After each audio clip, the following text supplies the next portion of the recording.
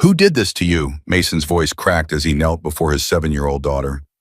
Lily couldn't answer. Her left eye was swollen shut. Blood dripped from her split lip onto her yellow sundress, the one her mother had bought her 2 weeks before the cancer took everything. And the locket. Her mother's locket. The last thing Sarah had pressed into Lily's palm on that final morning in hospice. Gone. Ripped from her neck. Lily collapsed into her father's arms, shaking silent broken. Mason had spent 25 years with the hellsangels. He'd seen brutality. He'd seen cruelty that would haunt most men forever. But nothing had prepared him for this. Within 48 hours, 350 bikers would surround that elementary school. And what happened next? No one in that small Tennessee town saw coming. Before we continue, subscribe to this channel and comment which city you are watching from. Let's see how far Lily's story travels. Now let's begin. The house had been quiet all afternoon. That heavy kind of quiet that settles over a home when someone's missing. Mason had been sitting at the kitchen table staring at the clock counting the minutes until Lily's bus arrived. He did this every day now. 18 months since Sarah died, and he still couldn't shake the fear. The fear that something else would be taken from him. The fear that he'd lose the only piece of her he had left. His coffee had gone cold an hour ago. He hadn't touched it. His hands were wrapped around the mug like it might anchor him to something steady, something real. The clock read 3:47. The bus usually dropped her off at 3:42. 5 minutes late. Could be traffic, could be nothing. But Mason's gut was already twisting. Then he heard it. Not the cheerful slam of a little girl running inside to show him her drawings. Not the excited voice calling out, "Daddy, I'm home." This was different. The door crashed open so hard the frame splintered. And standing there backlit by the afternoon sun was his daughter. But she didn't look like his daughter. Mason's mug slipped from his fingers. It shattered against the floor, but he didn't hear it. He didn't hear anything except the ragged, broken sound of Lily trying to breathe. Her face. God, her face. The left side was swollen so badly her eye was nearly shut. Purple bruises bloomed across her cheekbones, spreading down toward her jaw. Her lip was split, crusted with dried blood. And her dress, the yellow one with the sunflowers, the one Sarah had bought her 2 weeks before she died, hung in torn strips from her shoulders. Mason was on his feet before his mind caught up. He crossed the kitchen in 3 strides, dropping to his knees in front of her. "Lily, Lily, baby, look at me." She was shaking so hard her teeth chattered. Her hands were clenched into fists at her sides, and that's when he saw it. Her neck. The thin gold chain that had hung there for 18 months, the locket with Sarah's picture inside. The last thing his wife had pressed into their daughter's palm before she took her final breath was gone. Just a red welt where someone had ripped it away. "Who did this to you?" Mason whispered. Lily's legs buckled. She collapsed into him, and he caught her, pulling her tight against his chest. She was so small, so fragile. He could feel every tremor running through her body, feel the hot tears soaking through his shirt. "Who did this to you?" he asked again, his voice cracking. She couldn't answer. She just buried her face against him and sobbed. Mason carried her to the couch. He moved slowly, carefully, like she might shatter if he held her too tight. But he couldn't let go, couldn't put her down. Some primal part of him needed to feel her. Breathing needed proof that she was still here, still alive. He sat down with her in his lap, rocking her gently the way he had when she was a baby. Back when Sarah would watch them from the doorway, smiling, saying he was going to spoil her. Sarah. God, Sarah, I'm so sorry. I was supposed to protect her. I promised you I'd protect her. The thought cut through him like a blade. He pushed it down. Later. He could fall apart later. Right now, his daughter needed him. "Lily," he said softly, "baby, I need you to tell me what happened." She shook her head against his chest. "I know it's hard. I know you're scared. But Daddy needs to know. Okay, I need to know so I can help you." A long pause. Then so quiet he almost missed it. They said Mommy died because she didn't want to be my mommy anymore. Mason went still. "They said she got sick because I was bad. Because I'm the motherless freak. That's what they call me. The motherless freak." His arms tightened around her. "Who?" he said, and his voice had changed. Gone cold in a way Lily had never heard. "Who said that to you? The girls at school." "What girls?" "Emma and Brianna and Taylor." Her voice dropped to a whisper. They're in 6th grade. They're always so pretty. Everyone likes them. All the teachers like them. And they did this to you. They hit you. Lily nodded, her whole body shuddering. They grabbed me behind the gym, after school, where nobody could see. Emma held my arms. Brianna punched me. And Taylor took my locket. Mason's jaw clenched so hard he thought his teeth might crack. She ripped it off my neck, and she said, Lily's voice broke into a sob. She said Mommy didn't love me anyway. She said dead people can't love anybody. She said I should just go be dead too so I can see her again. The words hung in the air. Mason didn't move, didn't breathe. A 12-year-old girl had told his 7-year-old daughter to kill herself. And then they laughed, Lily whispered. They laughed and took pictures on their phones. And then they ran away. And Mason held her until the shaking stopped, until her breathing evened out and her grip on his shirt loosened just enough to tell him she'd cried herself out. His mind was racing, but he kept his voice calm. Lily, I need to ask you something, and I need you to tell me the truth, okay? Even if you think it might make me mad. She looked up at him with her one good eye.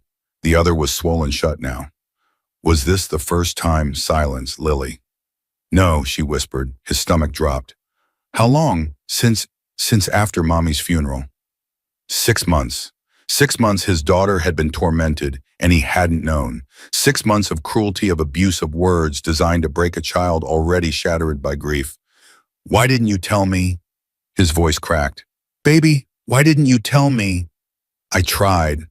Fresh tears spilled down her cheeks. I told Mrs. Patterson. I told her 3 times. Who's Mrs. Patterson? The school counselor. She's supposed to help. And what did she say? Lily's face crumpled. She said maybe if I wasn't so sad all the time, the other kids would like me better. She said I should try smiling more. She said I was being too sensitive. Mason closed his eyes. Too sensitive.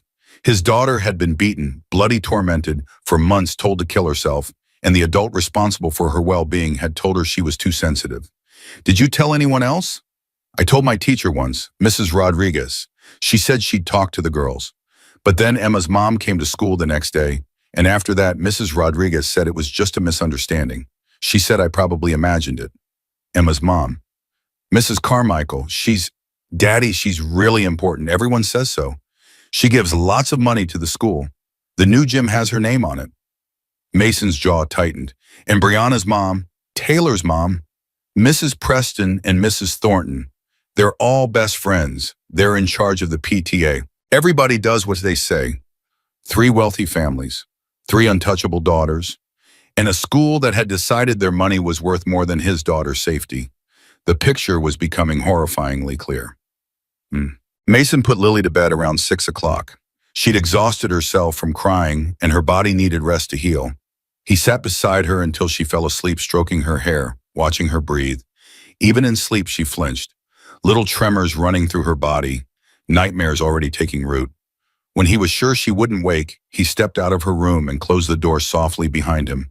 Then he walked to the kitchen. His hands were shaking, not from fear, not from sadness, from rage, the kind of rage that starts in your chest and spreads outward until you can feel it in your fingertips, in your teeth, in the back of your skull. The kind that doesn't make you want to scream, the kind that makes you quiet. Mason stood at the kitchen counter, gripping the edge until his knuckles went white. He stared at the wall, seeing nothing running through his options. He could go to the school, demand answers. But what good would that do? They'd already dismissed Lily 3 times. They'd already chosen their donors over his daughter. He could go to the police, file a report, but 3 12-year-old girls from wealthy families, the daughters of the town's biggest philanthropists, he could already hear the excuses. Kids will be kids. It's a he said, she said. Are you sure your daughter isn't exaggerating? He could go to the families directly, confront them, demand they discipline their children.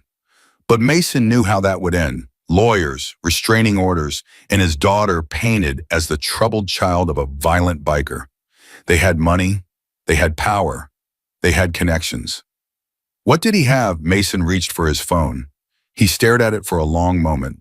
Then he opened his contacts and scrolled to a name he hadn't called in months. Razor, his chapter president. The phone rang twice before a gravelly voice answered. Mason, been a while, brother. I know, I'm sorry. You've been taking care of your kid. Ain't nothing to apologize for. What's going on? Mason took a deep breath. It's Lily. Silence on the other end. The kind of silence that meant Razor was already paying attention. What happened, Mason told him. All of it. The bullying, the beatings, the locket, the things they'd said about Sarah, the counselor who'd dismissed her, the teachers who'd looked away, the wealthy families whose money had bought their daughters immunity. When he finished, Razor didn't say anything for a long moment. Then where do you need us? I don't want revenge. I don't want blood. I want accountability. I want the people who did this to look my daughter in the eye and know they can never touch her again. You want them scared. I want them seen. I want the whole town to see what they've been hiding. I want those families to understand that their money doesn't make them untouchable. Another pause. How many brothers you want? All of them. Razor let out a low whistle. You know what you're asking? I know. This ain't just our chapter. You want all of them, you're talking 3 states. You're talking 300 men, maybe more. I know. Silence, then. I'll make some calls. The word spread faster than Mason expected. By midnight, his phone was buzzing constantly. Messages from chapter presidents across Tennessee, Kentucky, Alabama. Men he'd ridden with decades ago. Men he'd only heard stories about. They all said the same thing. How fast do you need us? Where do we meet? What's her name? What grade? We want to know who we're protecting. Mason sat at the kitchen table watching the messages pour in and felt something shift in his chest. For months, he'd been carrying this weight alone, trying to be both mother and father to a grieving child, trying to navigate a world that had stopped making sense the day Sarah died. He'd forgotten what it felt like to have brothers. By 2 a.m., the count was at 200. By 4 a.m., it had passed 300. Riders were already leaving from as far as Missouri, North Carolina, Georgia, loading up bikes in the dark, kissing wives goodbye, telling them they'd be back when the job was done. No one asked for details. No one needed them. A child had been hurt. A brother needed help. That was enough. Around 5 a.m., Mason's phone buzzed with a message from Razor. 350 confirmed. ETA to your location 6 p.m. tomorrow. We're doing this clean, brother. No violence. No threats, just presence, just truth. Let them choke on their own guilt. Mason typed back 2 words, thank you. Then he set down his phone, walked to Lily's room and checked on her one more time. She was still sleeping, still flinching, still trapped in whatever nightmare her mind had conjured. He leaned down and pressed a kiss to her forehead. I'm going to fix this, he whispered. I promise you, baby, I'm going to fix this. Then, the next morning, Lily woke up screaming. Mason was at her door in seconds, throwing it open, rushing to her bedside. She was tangled in her sheets, thrashing, crying, still caught in the grip of something he couldn't see. Lily, it's okay. It's Daddy. You're home. You're safe. Her eyes flew open, wild with terror. For a moment, she didn't recognize him. Then she lunged forward, wrapping her arms around his neck, holding on like she was drowning. They were chasing me, she sobbed. In my dream, they were chasing me and laughing, and I couldn't run fast enough. Shh, it was just a dream, just a dream. They took Mommy's locket, and they broke it, and they said, they can't hurt you anymore. I won't let them.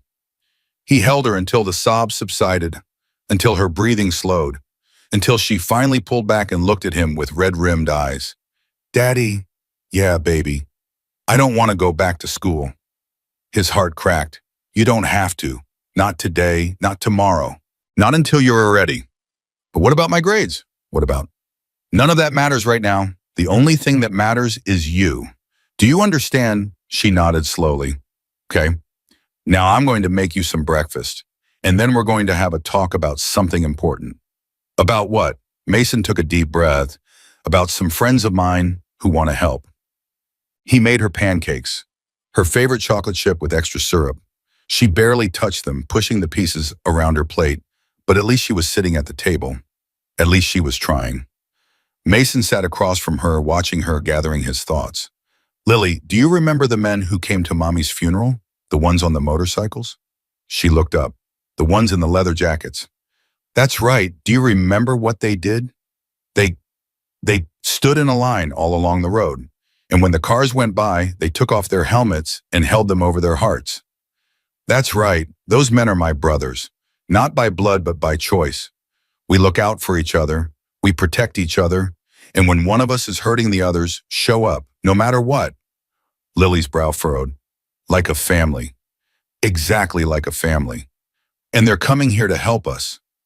Mason nodded. A lot of them, more than you've ever seen. They're going to come to your school. And they're going to make sure everyone understands that what happened to you was wrong, and that it will never happen again. Lily's eyes widened. But won't they get in trouble? No, baby. They're not going to hurt anyone. They're not going to break any laws. They're just going to stand there. Stand there. Sometimes the most powerful thing you can do isn't yell or fight. It's just show up. Let people see you. Let them know you're watching. Let them know you won't look away. Lily was quiet for a moment, processing this. Then, will they scare the girls who hurt me? Mason considered the question carefully. I don't know if they'll be scared, but I know they'll finally have to face what they did. And so will their parents, and so will every adult at that school who pretended they didn't see. For 6 months, nobody listened to you. Tomorrow, everyone is going to hear. Lily's chin trembled. Do you promise? Mason reached across the table and took her hand. I promise. That afternoon, Mason's phone rang. He glanced at the screen. Unknown number. Local area code. He answered. Yeah, Mr. Cole, this is Principal Whitmore from Ridgewood Elementary. Mason's jaw tightened. What can I do for you? I'm calling about Lily. She wasn't at school today. Our records show she hasn't called in sick. She's not sick, she's injured, because 3 students beat her up behind your gymnasium yesterday.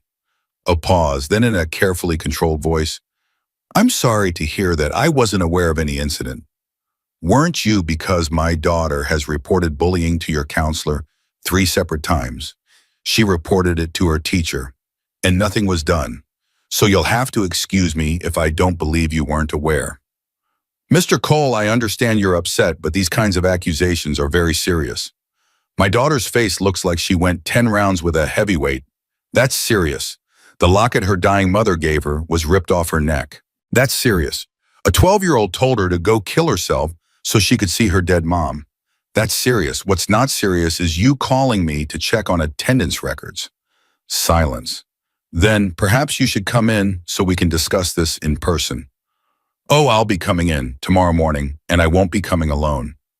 I'm sorry. You'll see. Have a good day, Principal Whitmore.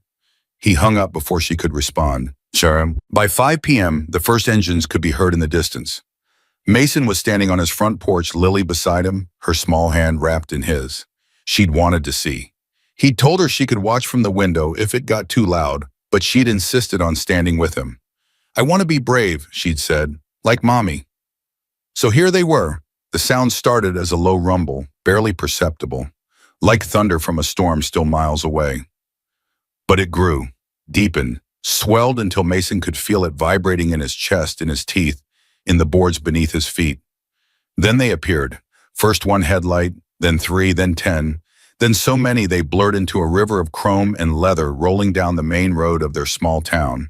They rode in perfect formation, 2 by 2, their engines synchronized into a single rolling thunder. Some wore their cuts openly, hellsangels colors displayed like armor. Others rode in plain leather, but their presence was unmistakable. Neighbors stepped out onto porches, jaws dropping. Cars pulled to the side of the road to let them pass. A woman walking her dog stopped dead in her tracks, phone already raised to record what she was seeing. The column kept coming, and coming, and coming.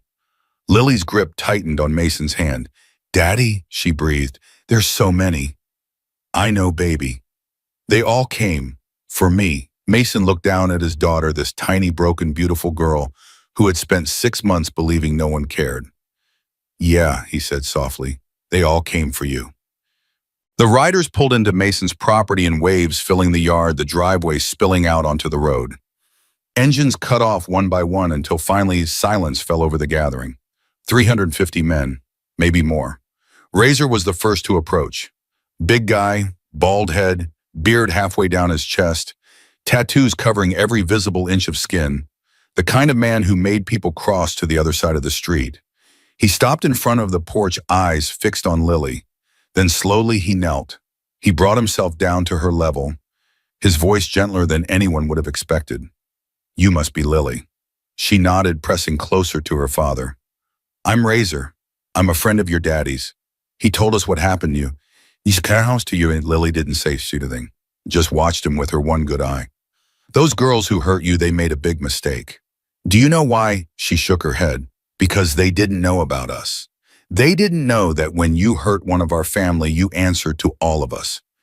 Razor reached into his jacket and pulled out something small, a patch. He held it out to her. "This is for you. It means you're under our protection now. Anyone who messes with you messes with us. And sweetheart, there's 350 of us standing in your yard right now." Lily reached out and took the patch with the trembling fingers. She studied it for a moment. "What does it say?"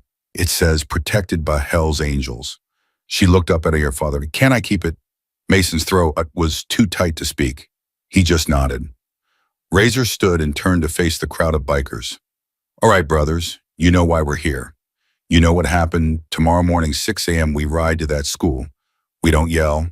We don't threaten. We don't throw punches. We just stand. We let them see us. We let them know that this child, this little girl right here, is not alone. She's never been alone, and she never will be again." A rumble of agreement rose from the crowd. Razor turned back to Mason. "We got this, brother. Whatever happens tomorrow, she's protected. Always." Mason gripped his arm. "Thank you." "Don't thank me. Thank your daughter. She's tougher than half the men here. 6 months of that hell, and she's still standing. That takes guts." Mason looked down at Lily, who was still staring at the patch in her hands. "Yeah," he said quietly. "She gets that from her mother." That night, after the bikers had set up camp around the property after the planning was done and the strategy confirmed, Mason sat with Lily in her bedroom. She was in her pajamas, the patch pinned to her pillow like a talisman. Her face was still swollen, still bruised, but something had changed in her eyes. "Daddy." "Yeah, baby." "Do you think Mommy can see this, all those men coming to help us?" Mason's chest ached. I think Mommy sees everything you do. I think she's so proud of how brave you are.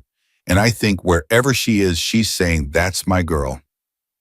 Lily smiled. It was small and it hurt to see it twist against her split lip, but it was real. "Daddy." "Yeah, I'm still scared about tomorrow." "I know, that's okay. Being brave doesn't mean you're not scared. It means you're scared and you do it anyway. Will you stay with me until I fall asleep?" "Always, baby, always." He sat with her until her eyes closed, until her breathing evened out, until her grip on his hand finally loosened. Then he stayed a little longer, just watching her, just being grateful she was still here. Tomorrow, everything would change. Tomorrow, a small Tennessee town would wake up to 350 Hells Angels parked outside an elementary school. Tomorrow, the people who had turned a blind eye to his daughter's suffering would finally have to face what they'd done. And tomorrow, for the first time in 6 months, Lily Cole would know what it felt like to be seen. But that's for the next part of the story. Because what happened when those engines fired up at dawn? What happened when 350 men rode in perfect formation to the gates of Ridgewood Elementary? What happened when the principal looked out her window and saw the consequences of her silence staring back at her? No one in that town would ever forget it. The sun hadn't yet cracked the horizon when the first engine fired up. Then another, then another. The sound rolled across Mason's property like approaching thunder, shaking the windows, vibrating through the floorboards, pulling Lily from sleep with a gasp. Mason was already at her door. "It's okay, baby. It's just the bikes. They're getting ready." Lily sat up, clutching the patch Razor had given her. She'd slept with it pressed against her chest all night. Her face was still swollen, the bruises darker now, shifting from purple to a sickly yellow-green around the edges. "Is it time?" she whispered. "Almost. You don't have to come. You can stay here with—" "No." Her voice was small but firm. "I want to go. I want them to see me. Mason studied his daughter's face. 7 years old, beaten, broken, grieving a mother she'd never stopped missing, and somehow she'd found something inside herself that most adults never locate. Courage. "Okay," he said, "then let's get you dressed." 30 minutes later, they stepped onto the front porch together. The sight that greeted them stole Lily's breath. 350 motorcycles lined up in perfect formation, stretching down the driveway, spilling onto the road, disappearing around the curve. The riders sat motionless on their bikes' engines, idling a wall of leather and chrome and controlled power. Razor stood at the front, arms crossed, waiting. When he saw Mason and Lily emerge, he gave a single nod. "You ready, brother?" Mason looked down at his daughter. She looked back up at him. "We're ready," she said. Razor's weathered face softened for just a moment. Then he turned to face the column of riders and raised his fist. "Let's ride." The engines roared to life in unison, a sound so massive it seemed to shake the earth itself. Lily flinched, then steadied herself, gripping her father's hand tighter. Mason lifted her onto his bike, settling her in front of him, where he could keep his arms around her. She was so small against the machine, so fragile against the thunder surrounding them. But she didn't look scared anymore. She looked ready. The column began to move and Mason fell into position near the front, his daughter pressed against his chest, the patch pinned to her jacket for everyone to see.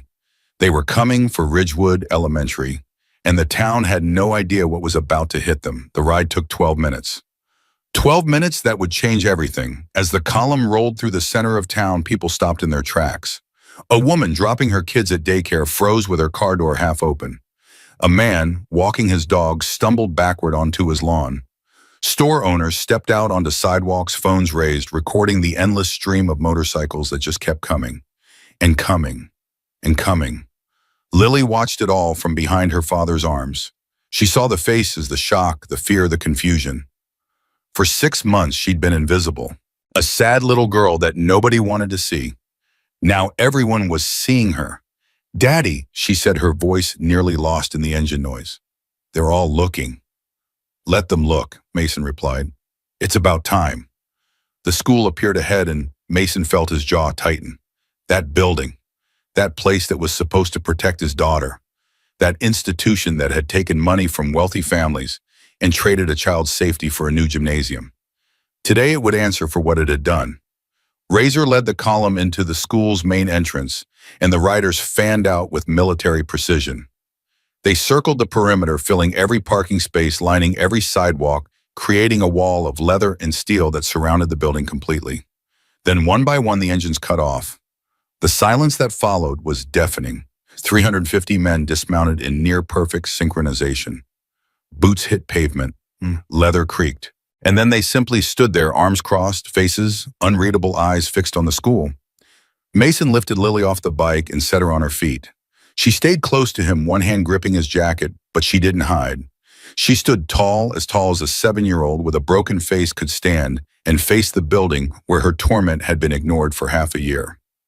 Inside the school, chaos was erupting. Principal Whitmore had arrived early, as she always did, to prepare for the day. She'd been reviewing budget reports when the sound reached her, that low-growing rumble that seemed to come from everywhere at once.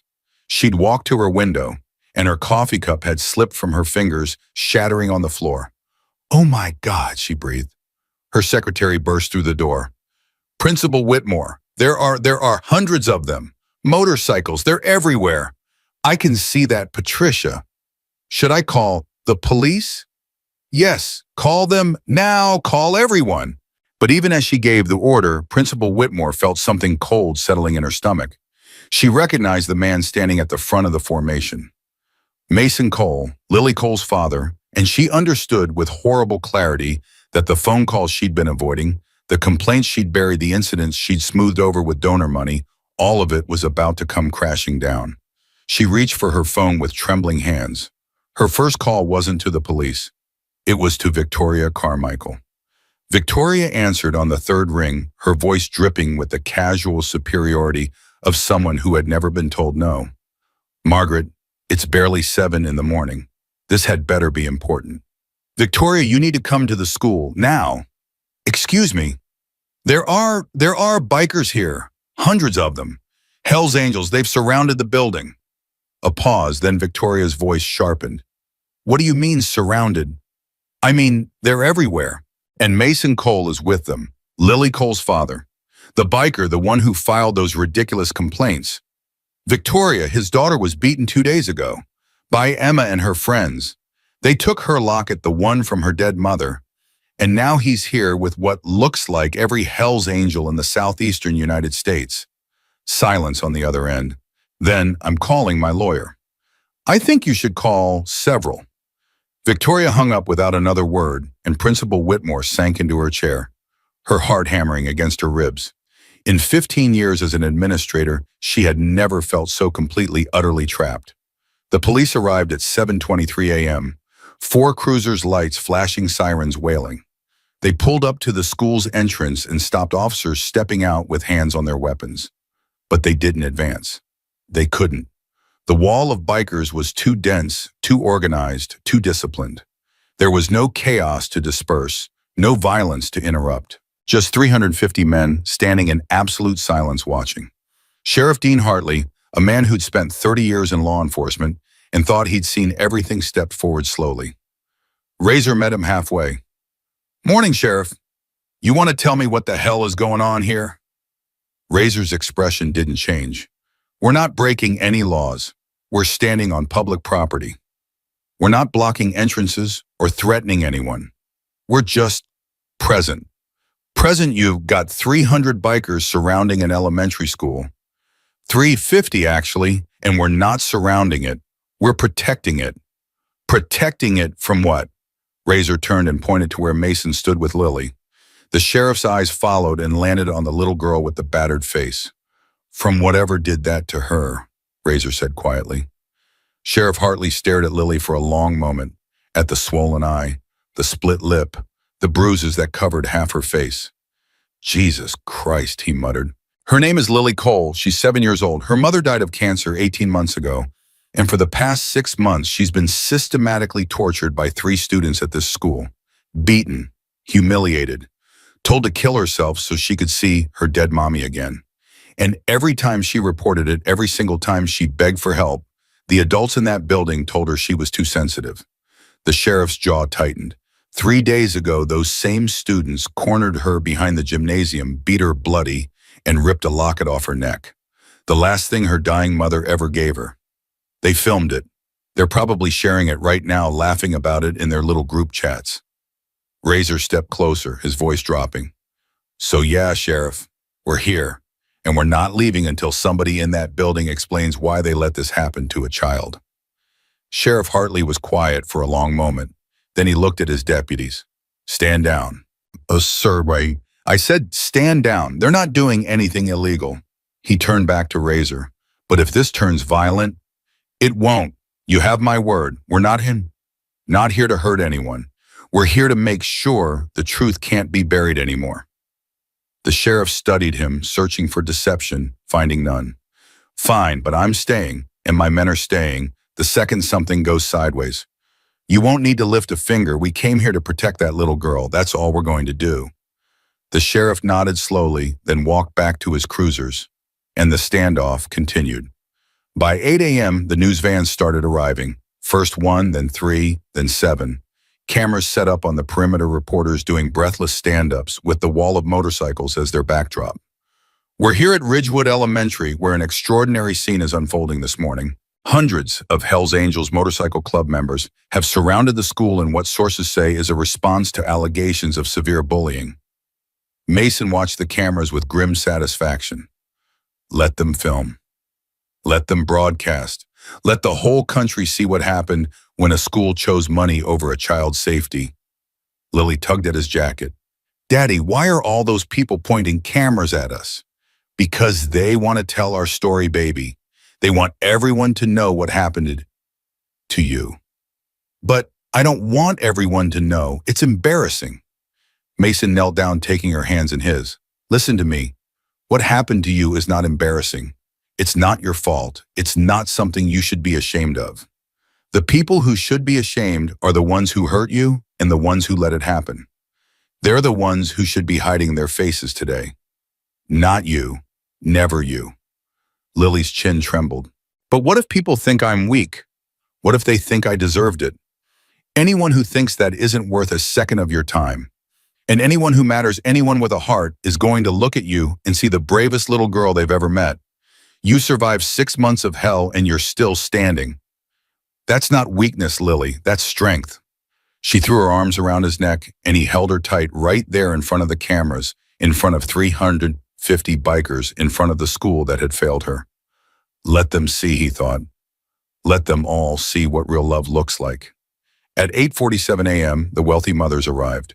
3 black SUVs pulled up in formation and out stepped Victoria Carmichael, Diana Preston, and Rebecca Thornton.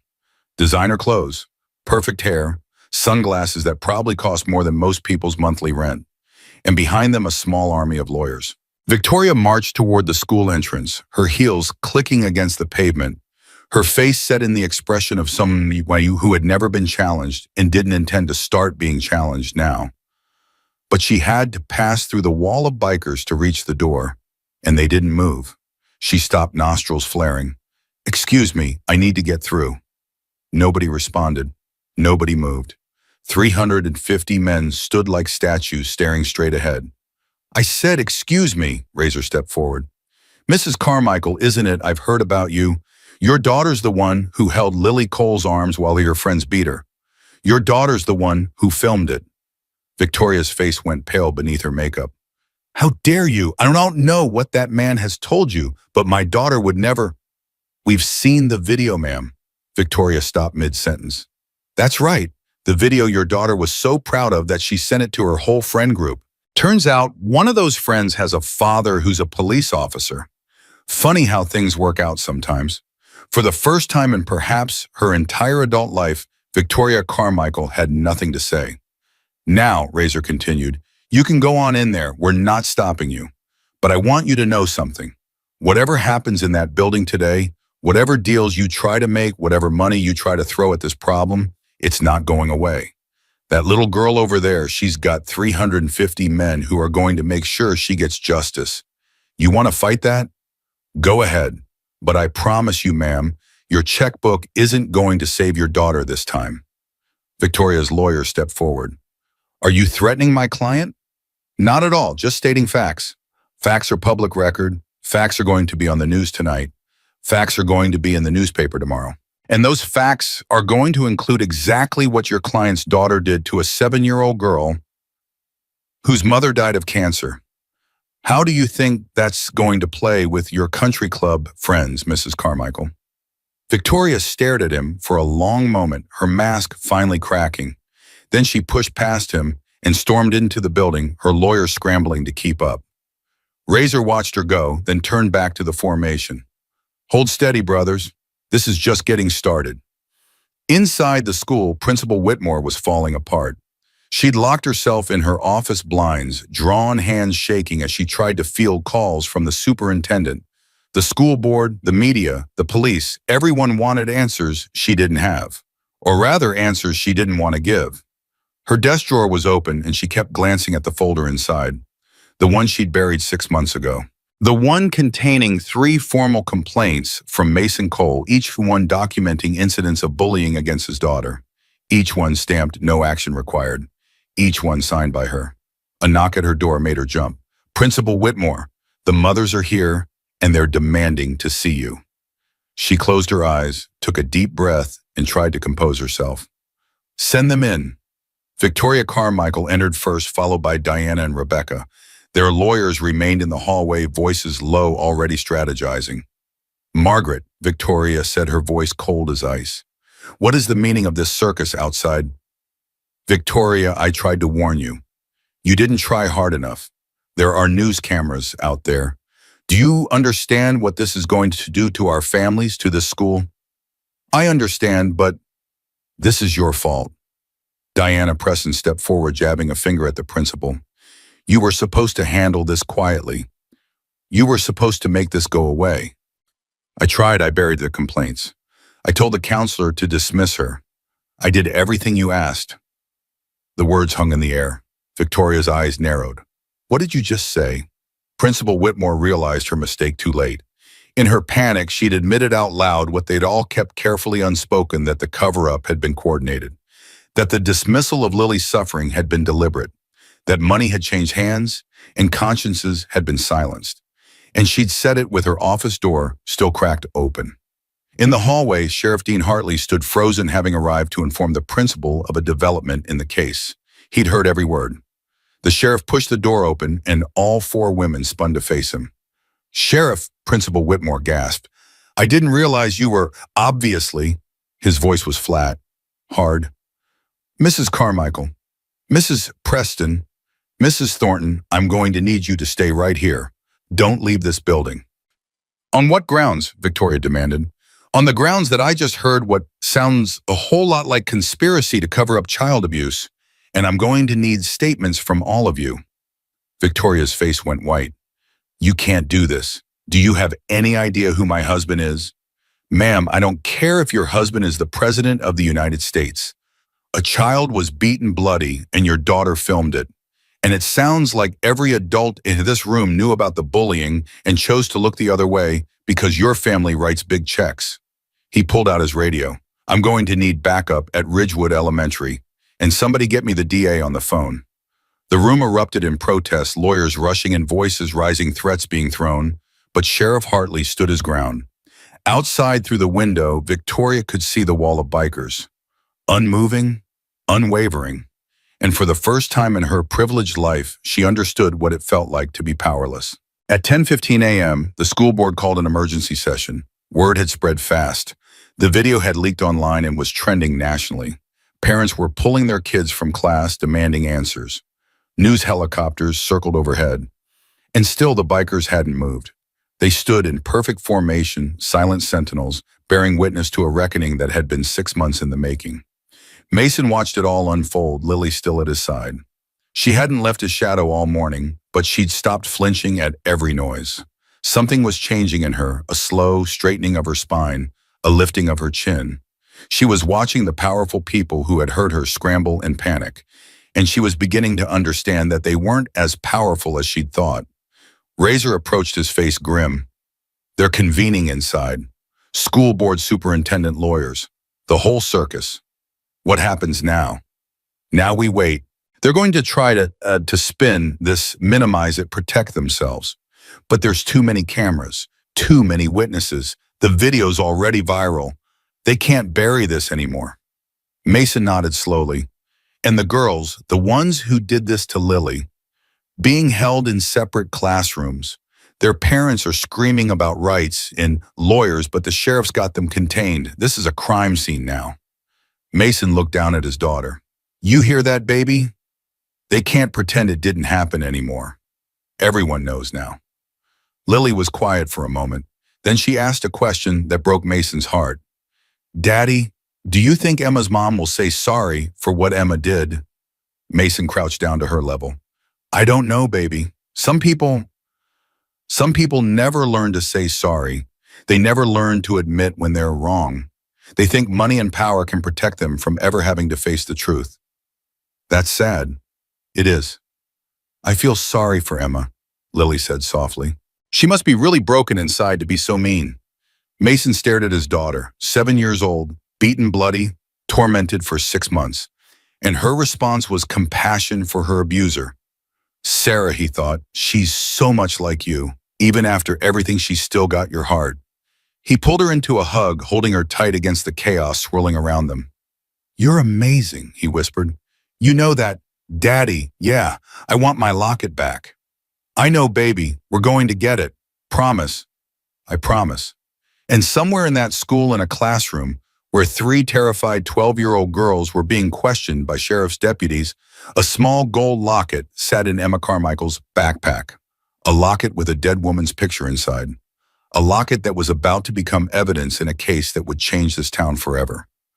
The clock on the school wall read 11:47 when the doors to the conference room finally opened. Everyone watched. The bikers, the media, the parents gathered behind police tape. Mason held his breath, one hand resting on Lily's shoulder. Superintendent Morrison stepped out first, his face gray, his movements slow. Behind him came the school board members, most of them avoiding eye contact with the cameras. The superintendent approached the cluster of microphones that had been set up on the front steps. "Ladies and gentlemen, I have a statement to read." The crowd went silent. After an emergency review of the situation at Ridgewood Elementary, the school board has made the following decisions effective immediately. He cleared his throat, his hands trembling slightly on the paper. Principal Margaret Whitmore has been placed on administrative leave pending a full investigation into her handling of student safety complaints. School counselor Patricia Patterson has been terminated effective immediately, and the 3 students involved in the assault on Lily Cole have been expelled from the district. A murmur rippled through the crowd. Additionally, we are launching a comprehensive review of our policies regarding donor influence on disciplinary matters, and we are cooperating fully with law enforcement as they pursue criminal charges against. That's not enough. The voice came from the crowd. Everyone turned. Mason Cole stepped forward, Lily's hand in his. "You read a statement. You fired some people. You think that fixes 6 months of torture? You think that brings back my daughter's childhood? You think that erases the nights she woke up screaming, or the days she begged me not to make her go back to that building?" The superintendent stammered. "Mr. Cole, I understand your frustration." "No, you don't. You've never watched your child come home with a bloody face and know that the people who were supposed to protect her decided she wasn't worth protecting. You've never held your daughter while she asked if her dead mother stopped loving her." His voice cracked, but he pushed forward. "My wife died 18 months ago. Cancer. Lily was 5 years old when she watched her mother take her last breath. And for the past 6 months while she was trying to survive that grief, 3 girls told her every single day that her mother died because of her, that she should go kill herself, that nobody would miss her." Tears were streaming down his face now. "And every time she found the courage to ask for help, your counselor told her she was too sensitive. Your teachers looked the other way. Your principal buried my complaints because the parents of those bullies write big checks." He pointed at the wall of bikers behind him. "You see those men? Every single one of them dropped everything and drove through the night because they heard what happened to my little girl. 350 strangers cared more about my daughter's safety than the people who are paid to protect her." The superintendent had no response. "So no," Mason continued, "your statement isn't enough. Your firings aren't enough. You want to make this right. You look my daughter in the eye. You tell her you're sorry. Not because the cameras are rolling, not because you're scared of lawsuits, because you actually mean it." Silence. Then slowly, Superintendent Morrison walked down the steps. He approached Lily, then lowered himself to one knee so he was at her level. The cameras captured everything. "Lily," he said, his voice thick, "I am so sorry. What happened to you should never happen to any child. We failed you. I failed you. And I will spend the rest of my career making sure it never happens again." Lily looked at him for a long moment. Then she spoke, her voice small but clear. "I just want my locket back. It's the only thing I have left from my mommy." The superintendent's composure finally cracked. A tear rolled down his weathered cheek. "We're going to get it back for you. I promise, do you?" "Everyone keeps promising," Lily said. "My daddy's the only one who keeps them." She turned away, pressing her face into her father's jacket. And 350 bikers, hardened men who had seen violence and cruelty and the darkest corners of human nature, stood in absolute silence as a 7-year-old girl taught them all what real strength looked like. The standoff had lasted 6 hours, but the real battle was just beginning. Because inside that school, 3 wealthy families were about to learn that some things couldn't be bought, and a small gold locket was about to become the most important piece of evidence in the biggest scandal this town had ever seen. The locket was recovered at 2:47 p.m. Sheriff Hartley himself brought it out sealed in a clear evidence bag, and the moment Lily saw it, she broke free from her father's grip and ran toward him. "That's it. That's Mommy's locket." The sheriff knelt down, holding the bag at her eye level. Through the plastic, she could see the delicate gold chain, the heart-shaped pendant, the tiny clasp that her mother's fingers had fastened around her neck on that last terrible morning in the hospital. "I can't give it to you yet, sweetheart," Sheriff Hartley said gently. "It's evidence. We need it for the case. But I promise you, when this is all over, it's coming back to you." Lily's face crumpled. "But I need it now. I need to see Mommy's picture." Mason was there in seconds, scooping her up, holding her against his chest as she sobbed. I know, baby, I know. It's not fair. Nothing about this is fair. I want to see her face. I'm starting to forget what she looks like, Daddy. I'm scared I'm going to forget. Mason's heart shattered into 1,000 pieces. He looked at the sheriff over his daughter's head, his eyes pleading. Sheriff Hartley hesitated. Then he looked around, making sure no cameras were pointed their way, and carefully opened the evidence bag. Just for a second, he said quietly, just so she can see. He clicked open the locket. Inside, perfectly preserved, was a tiny photograph of Sarah Cole, smiling, radiant, full of life that cancer would steal just weeks after the picture was taken. Lily stopped crying. She stared at her mother's face, drinking it in like water after a drought. Hi, Mommy, she whispered. I miss you.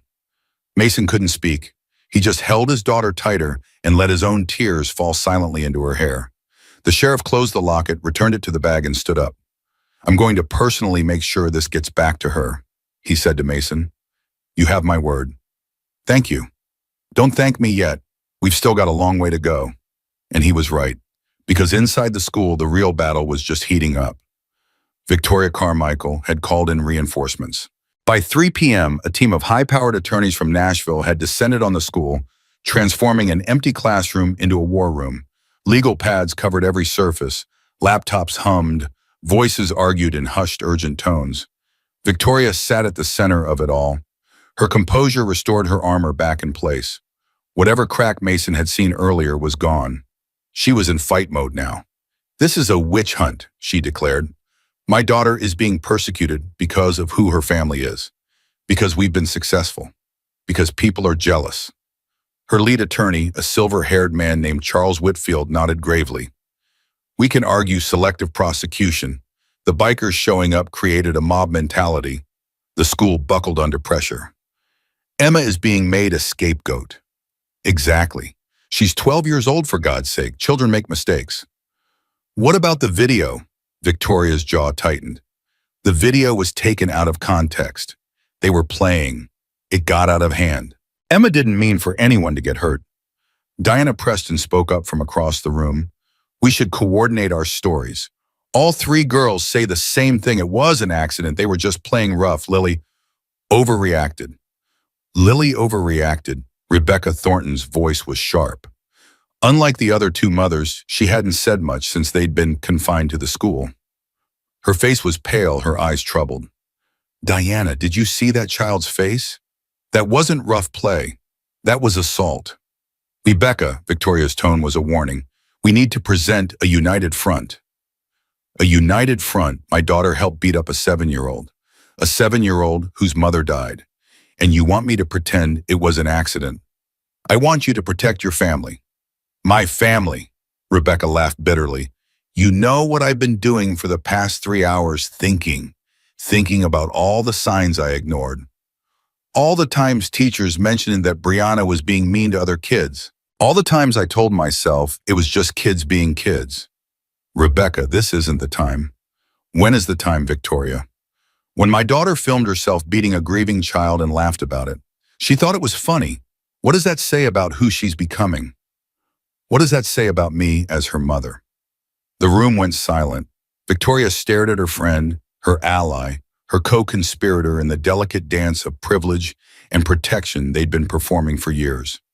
Rebecca, she said slowly, if you break ranks now, you're not just hurting yourself. You're hurting all of us, our families, our daughters, everything we've built. Rebecca met her gaze steadily. Maybe some things deserve to be torn down. She stood up and walked to the door.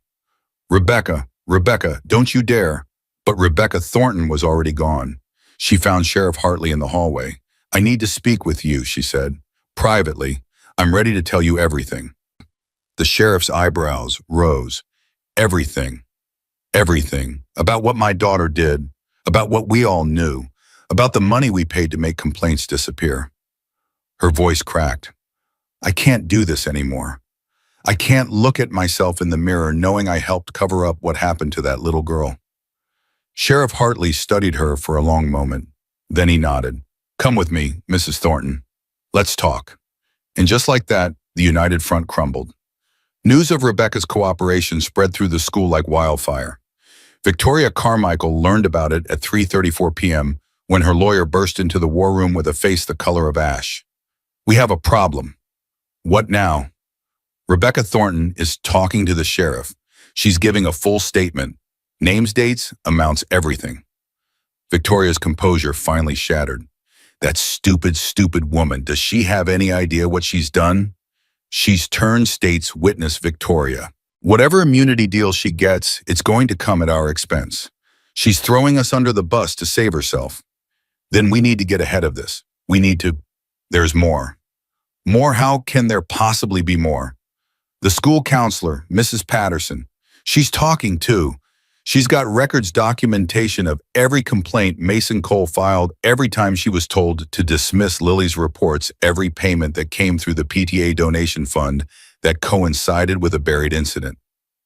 Victoria's face went white. She kept records. Apparently she was covering herself in case something like this had ever happened. A dead man's switch. And now she's using it to negotiate her own deal.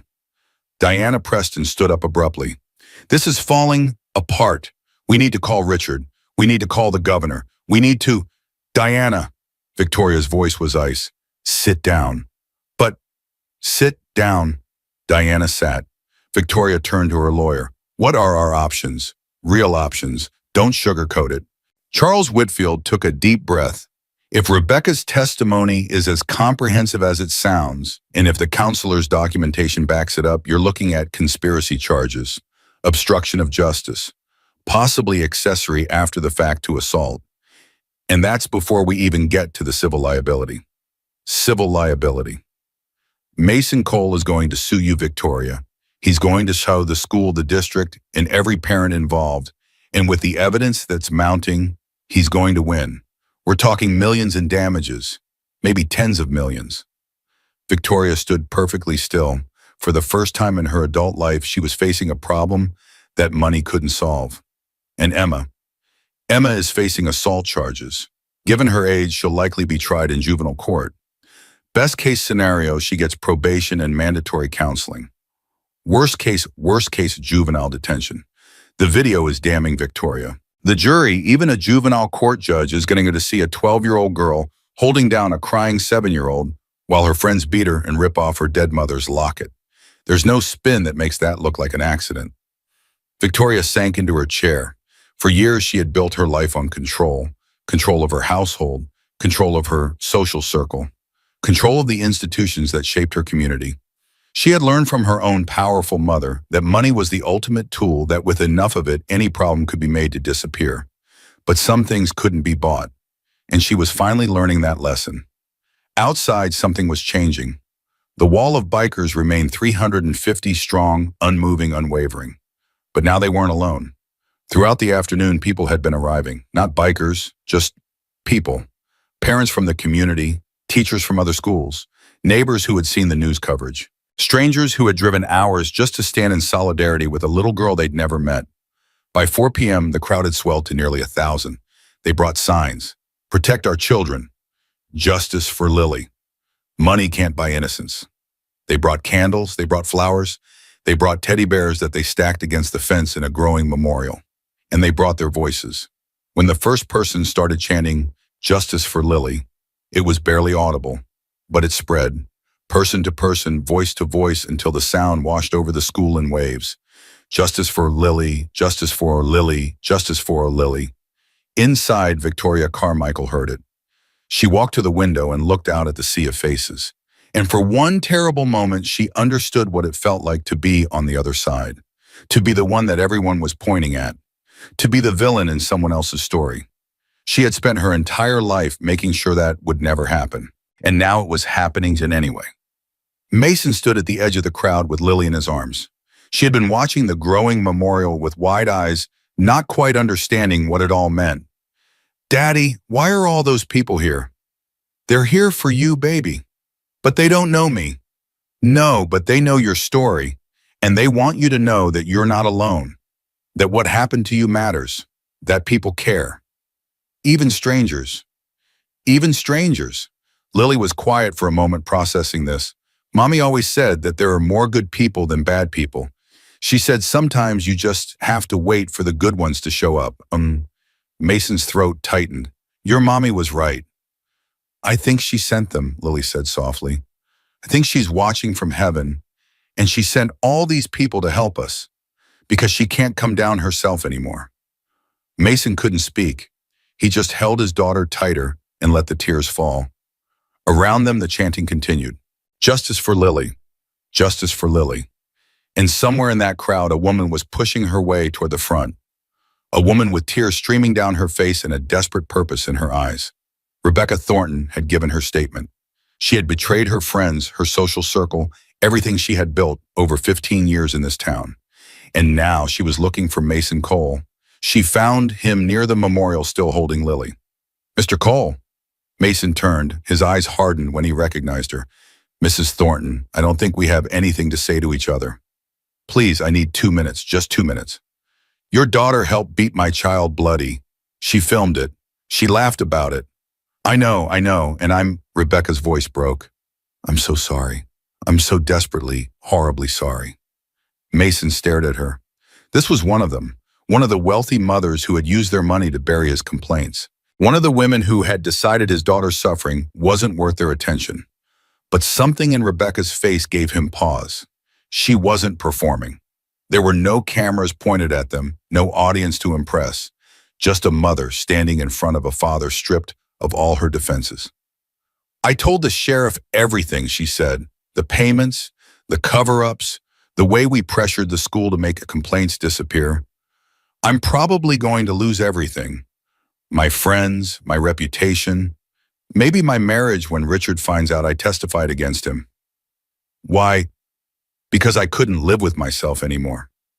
Rebecca looked at Lily, who was watching her with wary eyes.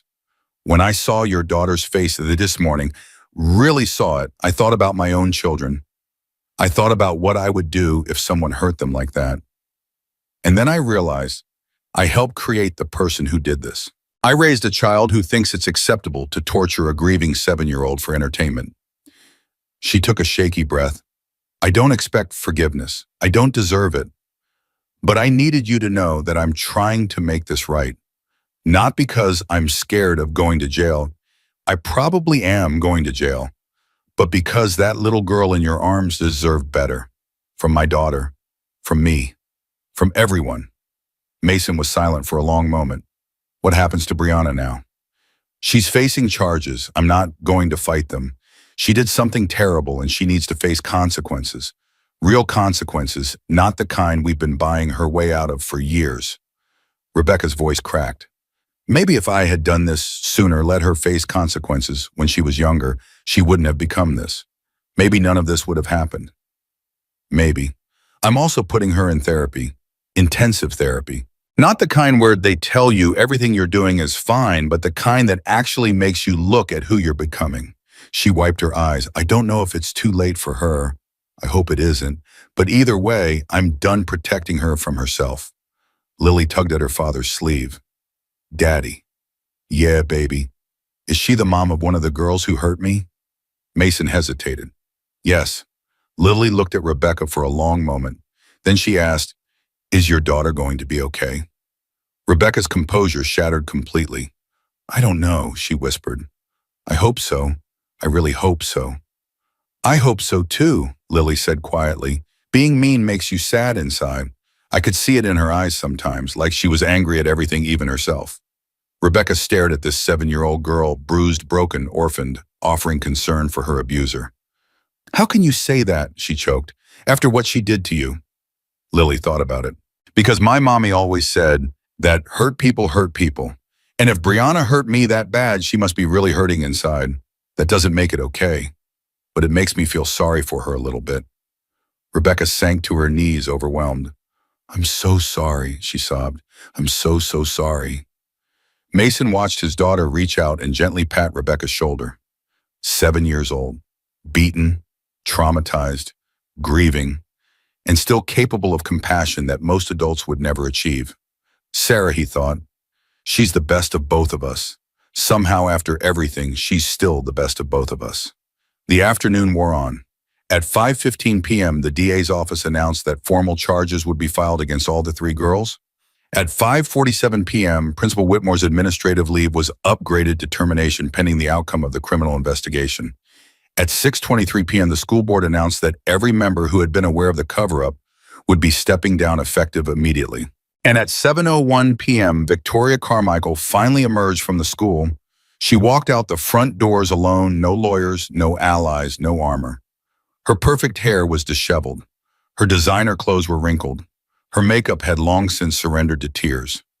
The crowd went quiet as she appeared. Victoria stopped at the top of the steps and looked out at the sea of faces. The bikers, the community members, the media, the little girl with the bruised face who had somehow brought down her entire world. For a long moment, she just stood there. Then she spoke. "I'm not here to make excuses. I'm not here to ask for sympathy. I'm here because my lawyer told me not to do this, and I'm doing it anyway." She took a shaky breath. "I failed as a mother, as a human being, as someone who was supposed to know better. I watched my daughter become cruel, and instead of stopping it, I made sure she never faced consequences. I thought I was protecting her. I thought I was being a good mother. I was wrong." Her voice cracked.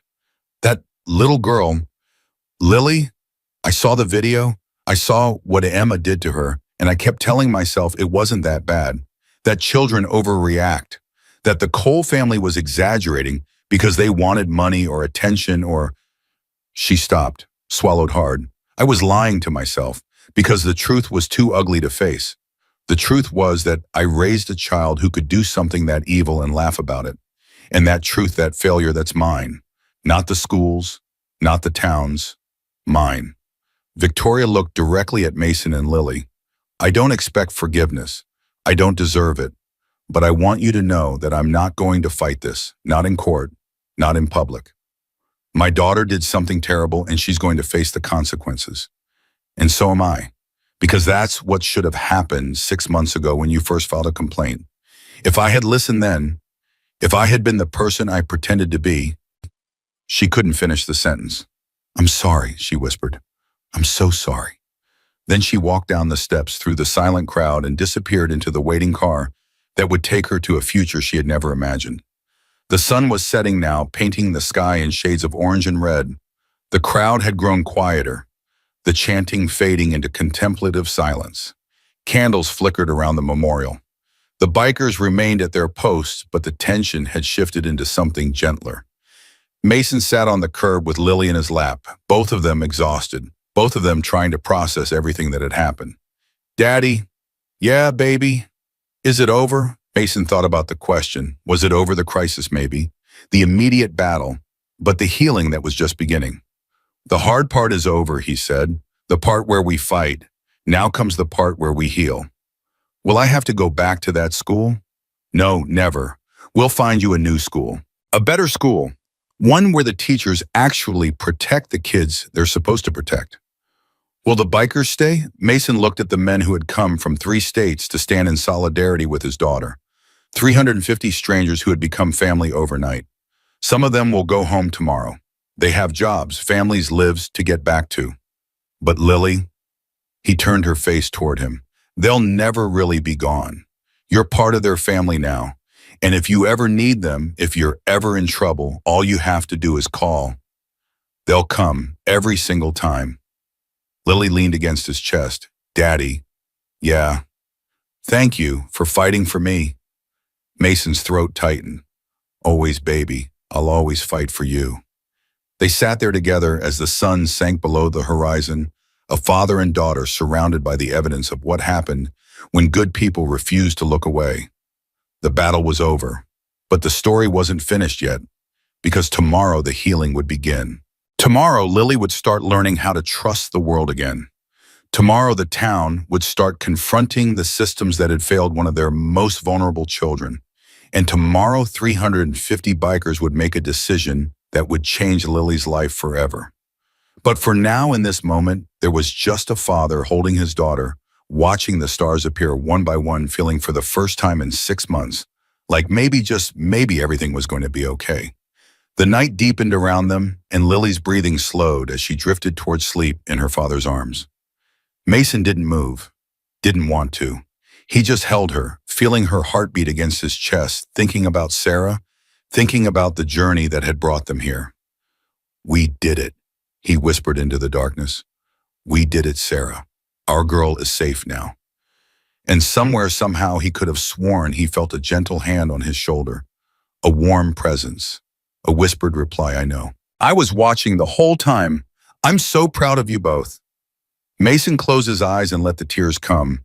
And when he finally carried Lily to the car to take her home, the bikers parted to let them through 350 men, standing at attention helmets over their hearts, paying respect to the little girl who had reminded them all what they were fighting for. Justice for Lily. Justice finally at last. The first week was the hardest.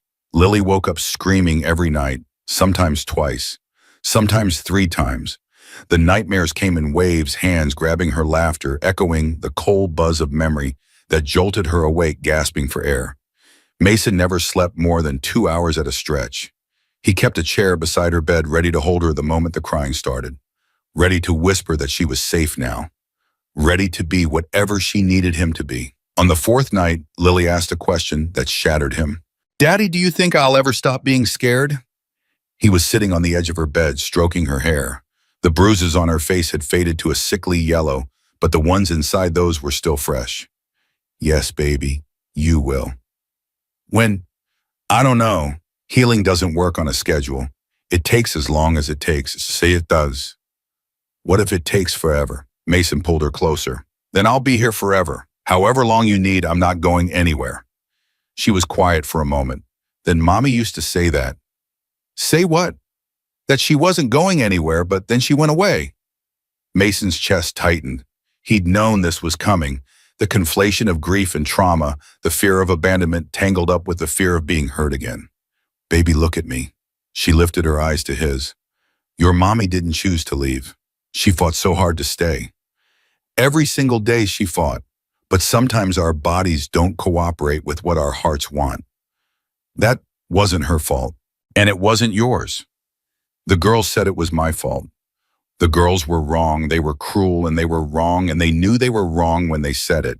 People who hurt others like that, they're trying to give away their own pain.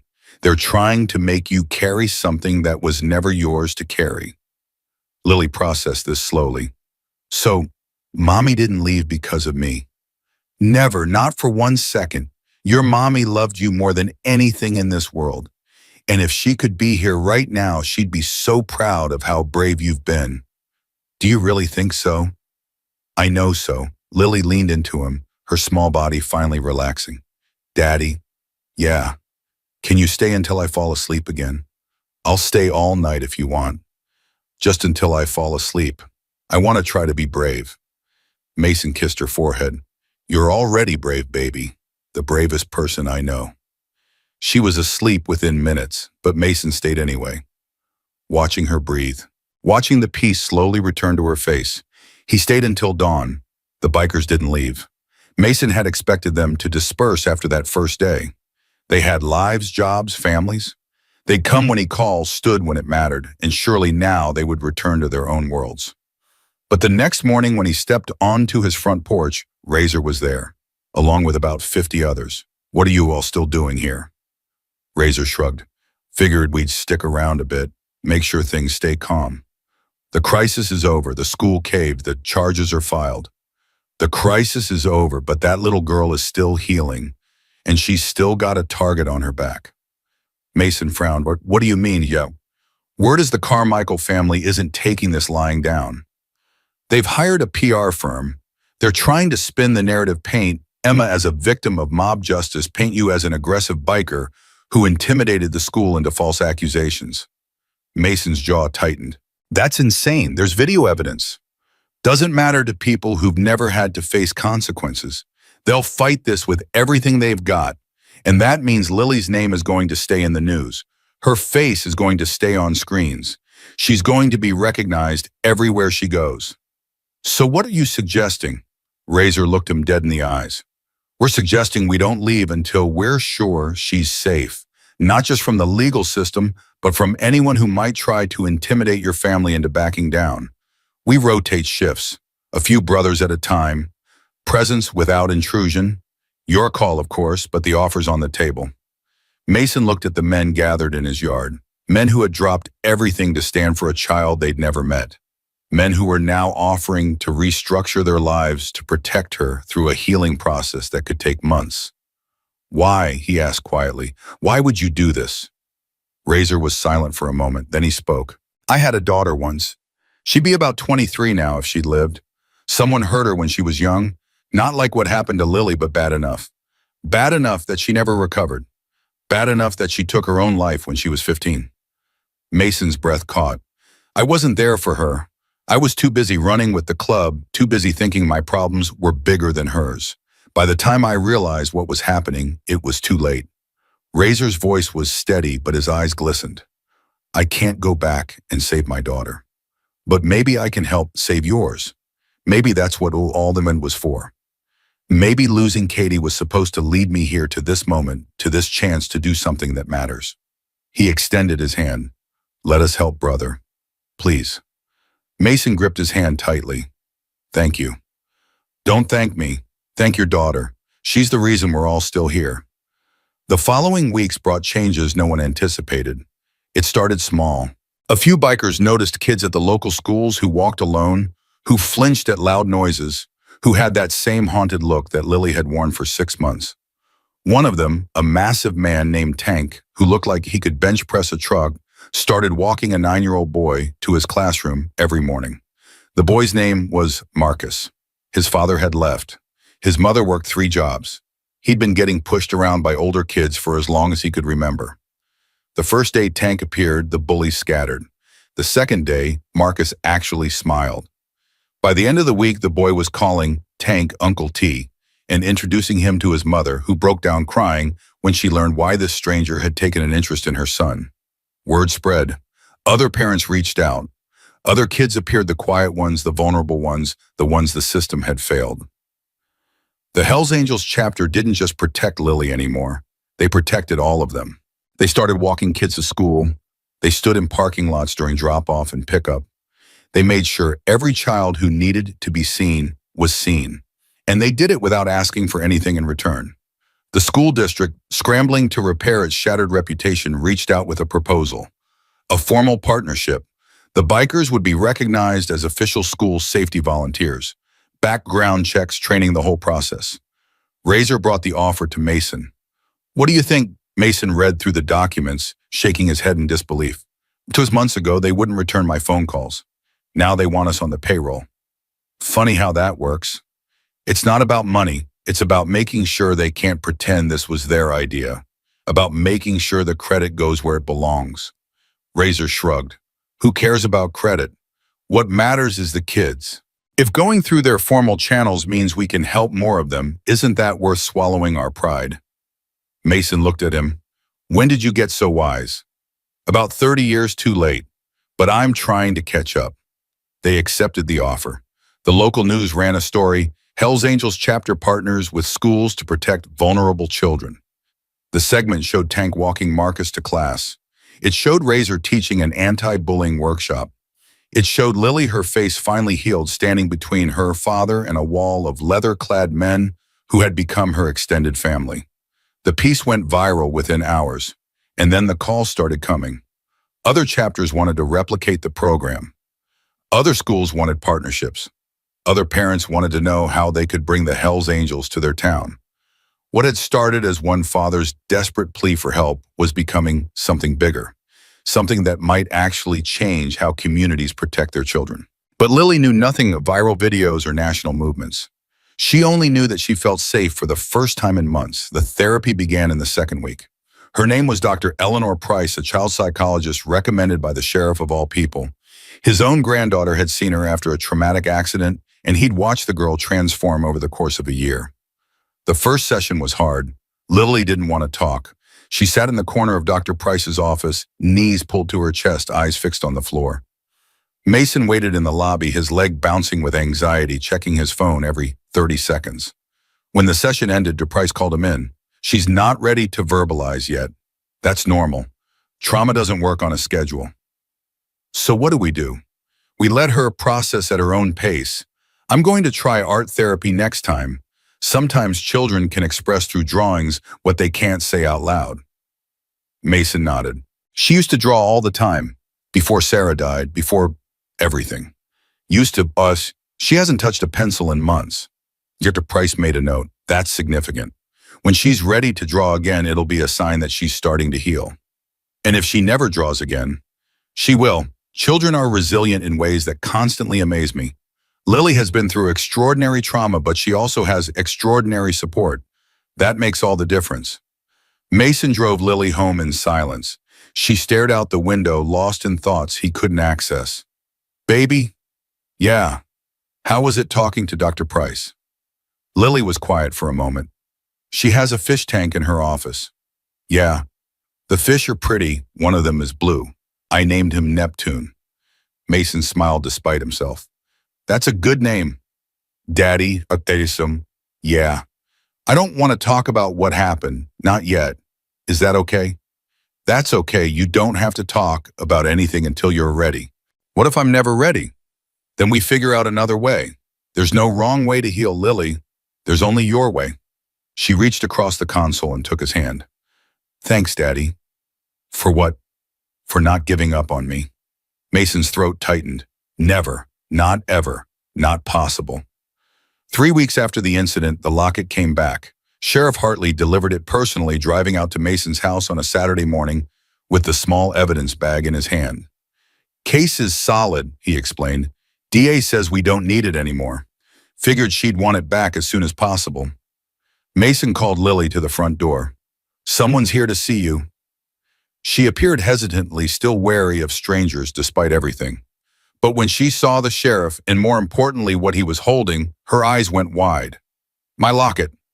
Sheriff Hartley knelt down and carefully opened the bag.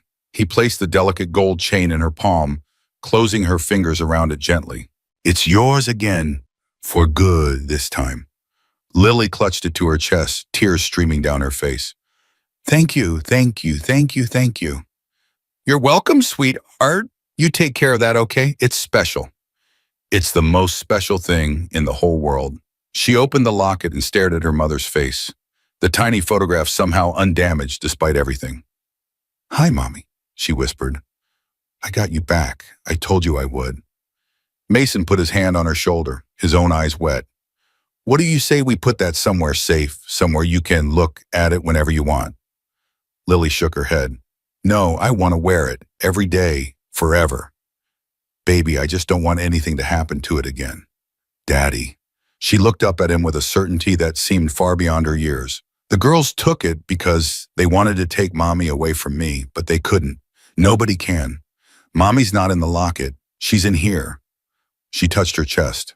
The locket is it's just so I can see her face when I miss her. And I'm not going to hide it anymore. I'm not going to be scared anymore. Mason stared at his daughter, 7 years old, and somehow she understood something about grief that took most adults a lifetime to learn. Okay, he said softly. Okay, baby. You can wear it. He fastened the chain around her neck, the small, heart-shaped pendant resting against her chest, exactly where it belonged. Lily touched it gently. There. Now she's with me again. And standing there in the doorway, watching his daughter hold her mother close, Mason felt something shift in his own chest. They were going to be okay. Not perfect. Not unmarked by what had happened. But okay. And okay after everything was more than enough. The art came back at week 5. It happened without warning. Mason was in the kitchen making dinner when he heard a sound he hadn't heard in months. The scratch of pencil on paper. He walked to Lily's room and stopped in the doorway, hardly daring to breathe. She was sitting at her little desk, bent over a piece of paper, drawing with an intensity that reminded him so much of Sarah. It made his heart ache. He didn't interrupt, didn't ask what she was making, didn't do anything that might break the spell. He just watched. Lily drew for 2 hours straight. When she finally stopped, she held up the paper and studied it with a critical eye. Daddy. He stepped into the room and, yeah, baby. I made something. Do you want to see? I'd love to. She handed him the drawing and Mason felt tears spring to his eyes. It was a picture of their family. Not how it was now, just the two of them, but how it had been, how it should have been. Sarah stood in the middle, her smile captured perfectly in Lily's careful pencil strokes. Mason stood on one side, Lily on the other. They were holding hands in a chain connected complete. But that wasn't what made Mason cry. Above Sarah's head, Lily had drawn wings. And from Sarah's hands, golden lines extended downward, wrapping around both Mason and Lily like ribbons of light. "She's still taking care of us," Lily explained. "Even though she's in heaven, she's still holding our hands. See?" Mason couldn't speak. "Dr. Price said I should draw how I feel. And this is how I feel. Like Mommy's still here. Like she sent those bikers to help us. Like she's watching over us all the time." He pulled his daughter into a hug, the drawing pressed between them. "It's beautiful," he managed. "It's the most beautiful thing I've ever seen." "Really? Really? Can I keep it?" Lily beamed. "You can have this one. I'm going to make more. I have lots of feelings to draw." And she did. Over the next few weeks, Lily filled sketchbook after sketchbook. Drawings of the bikers, drawings of Dr. Price's fish, drawings of the memorial that the community had built outside the school. And always somewhere in every picture, a figure with wings, watching, protecting, loving from a distance that death couldn't truly create. The drawings became Lily's voice, the way she processed what had happened, the way she reclaimed the parts of herself that the bullies had tried to steal. Dr. Price was amazed. "I've never seen a child progress this quickly," she told Mason during a private session. "The art is extraordinary. She's not just healing, she's transforming the trauma into something meaningful. So she's going to be okay. She's already okay. She's more than okay. She's remarkable." Mason thought about all the nights he'd stayed awake worrying, all the fears he'd carried about his daughter being permanently damaged by what she'd endured. "I was so scared," he admitted. "I thought maybe I'd lost her. Not physically, but the light inside her, the joy. I thought maybe those girls had taken it forever." Dr. Price smiled. "You know what I've learned in 20 years of working with children? The light doesn't go out that easily. It gets buried sometimes, hidden under layers of pain and fear. But it's always there waiting for someone to help dig it out again." She paused. "Lily's light was never gone, Mr. Cole. It was just waiting for the right moment to shine again. And you gave her that moment. You fought for her when she couldn't fight for herself. That's why she's healing, because she knows she's not alone." Mason nodded slowly. "Thank you for everything. Thank your daughter. She's doing all the hard work. I'm just here to watch." The community continued to grow. What had started as a single chapter's response to a single child's crisis had become a movement. The Lily's Angels program, as the media had dubbed it, spread to 12 states within 3 months. Kids who had been invisible suddenly had guardians.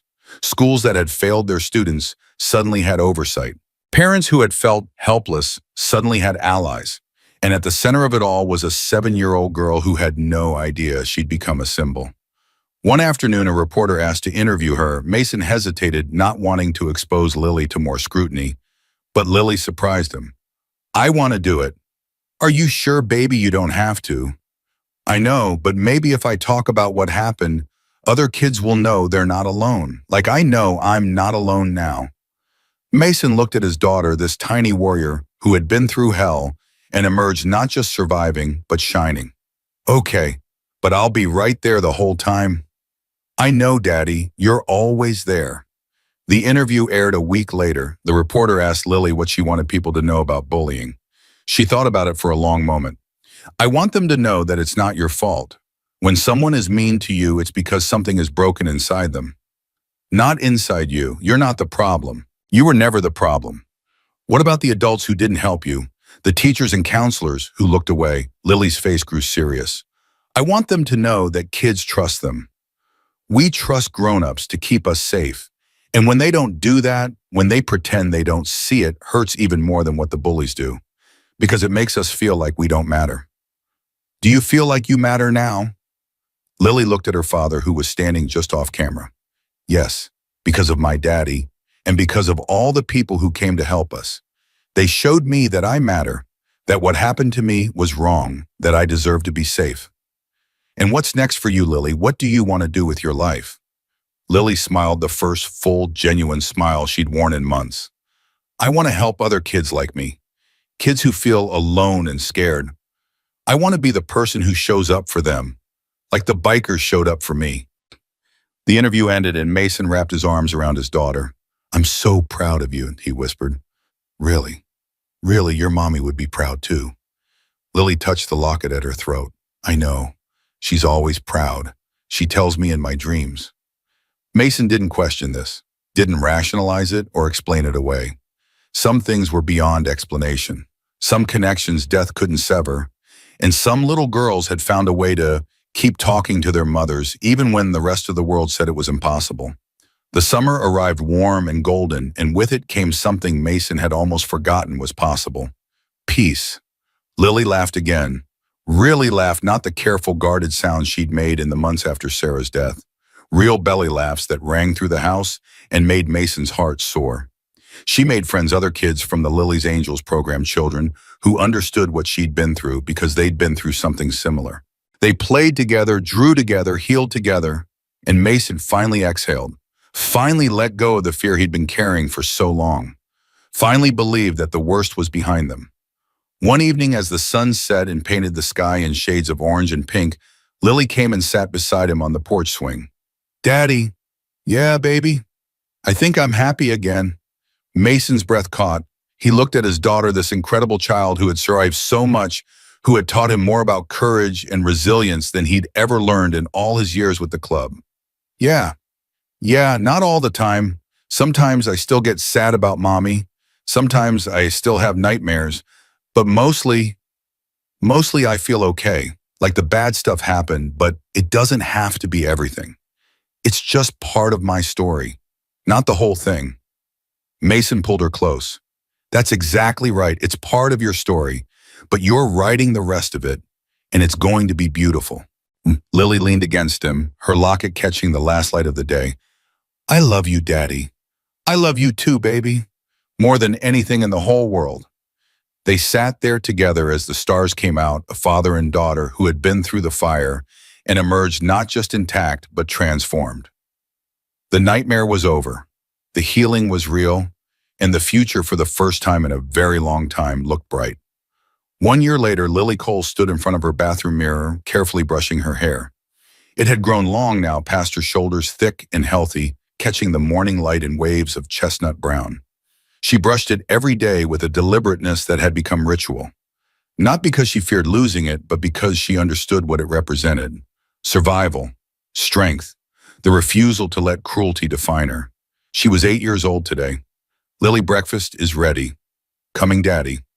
She set down the brush and touched the locket at her throat. The familiar weight of it, the cool gold against her skin. She'd worn it every single day since Sheriff Hartley returned it, through showers, through sleep, through every moment of the past 12 months. Happy birthday, Mommy, she whispered to the tiny photograph inside. I made it to 8. I wish you could see me now. She closed the locket and headed downstairs. Mason was standing at the stove flipping pancakes with a concentration that made Lily giggle. He'd never been much of a cook when Sarah was alive. Now he'd learned. Not because he had to, but because Saturday morning pancakes had been Sarah's tradition, and he wasn't going to let it die with her. There's the birthday girl. Lily climbed into her chair at the kitchen table. Are those chocolate chip? Would I make anything else? Last week you made blueberry. Last week wasn't your birthday. He slid a stack of pancakes onto her plate, perfectly golden, chocolate chips melting into tiny pools of sweetness. Lily grinned and reached for the syrup. Daddy, yeah, how many people are coming today? Mason paused. This was the question he'd been dreading. Well, a few more than usual. How many is a few? Maybe 300. Lily's fork clattered against her plate. 300. Give or take. The brothers wanted to do something special. For your birthday and for the anniversary. Anniversary of what? Mason sat down across from her.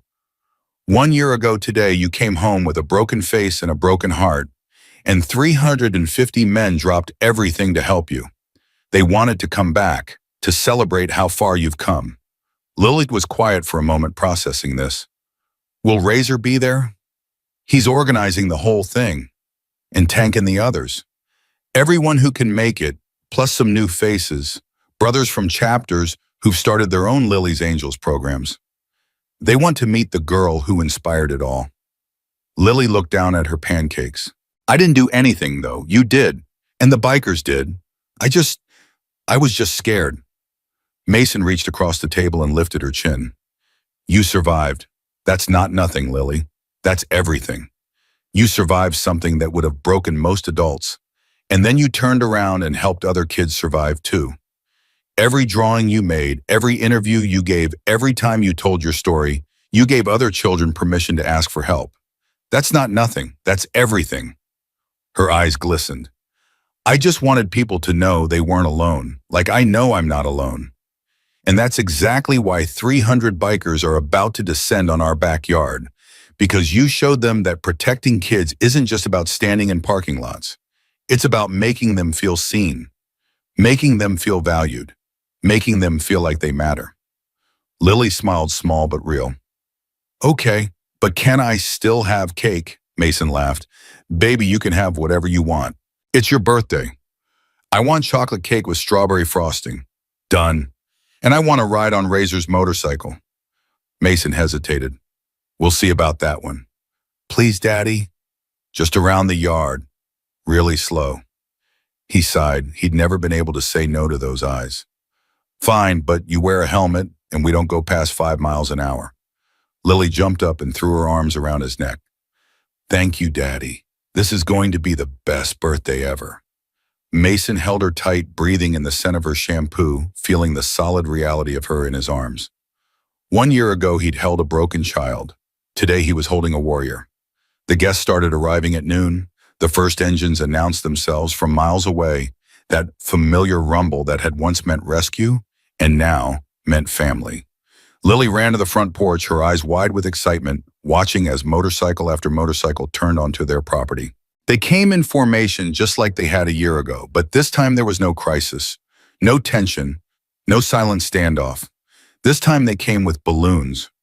Razor led the column, a massive bundle of pink and purple balloons tied to his handlebars, streaming behind him like a ridiculous, wonderful tale. Behind him, other riders carried streamers, banners wrapped presents, balanced precariously on their tanks. Lily burst out laughing. They look so silly, Mason grinned. Don't let them hear you say that.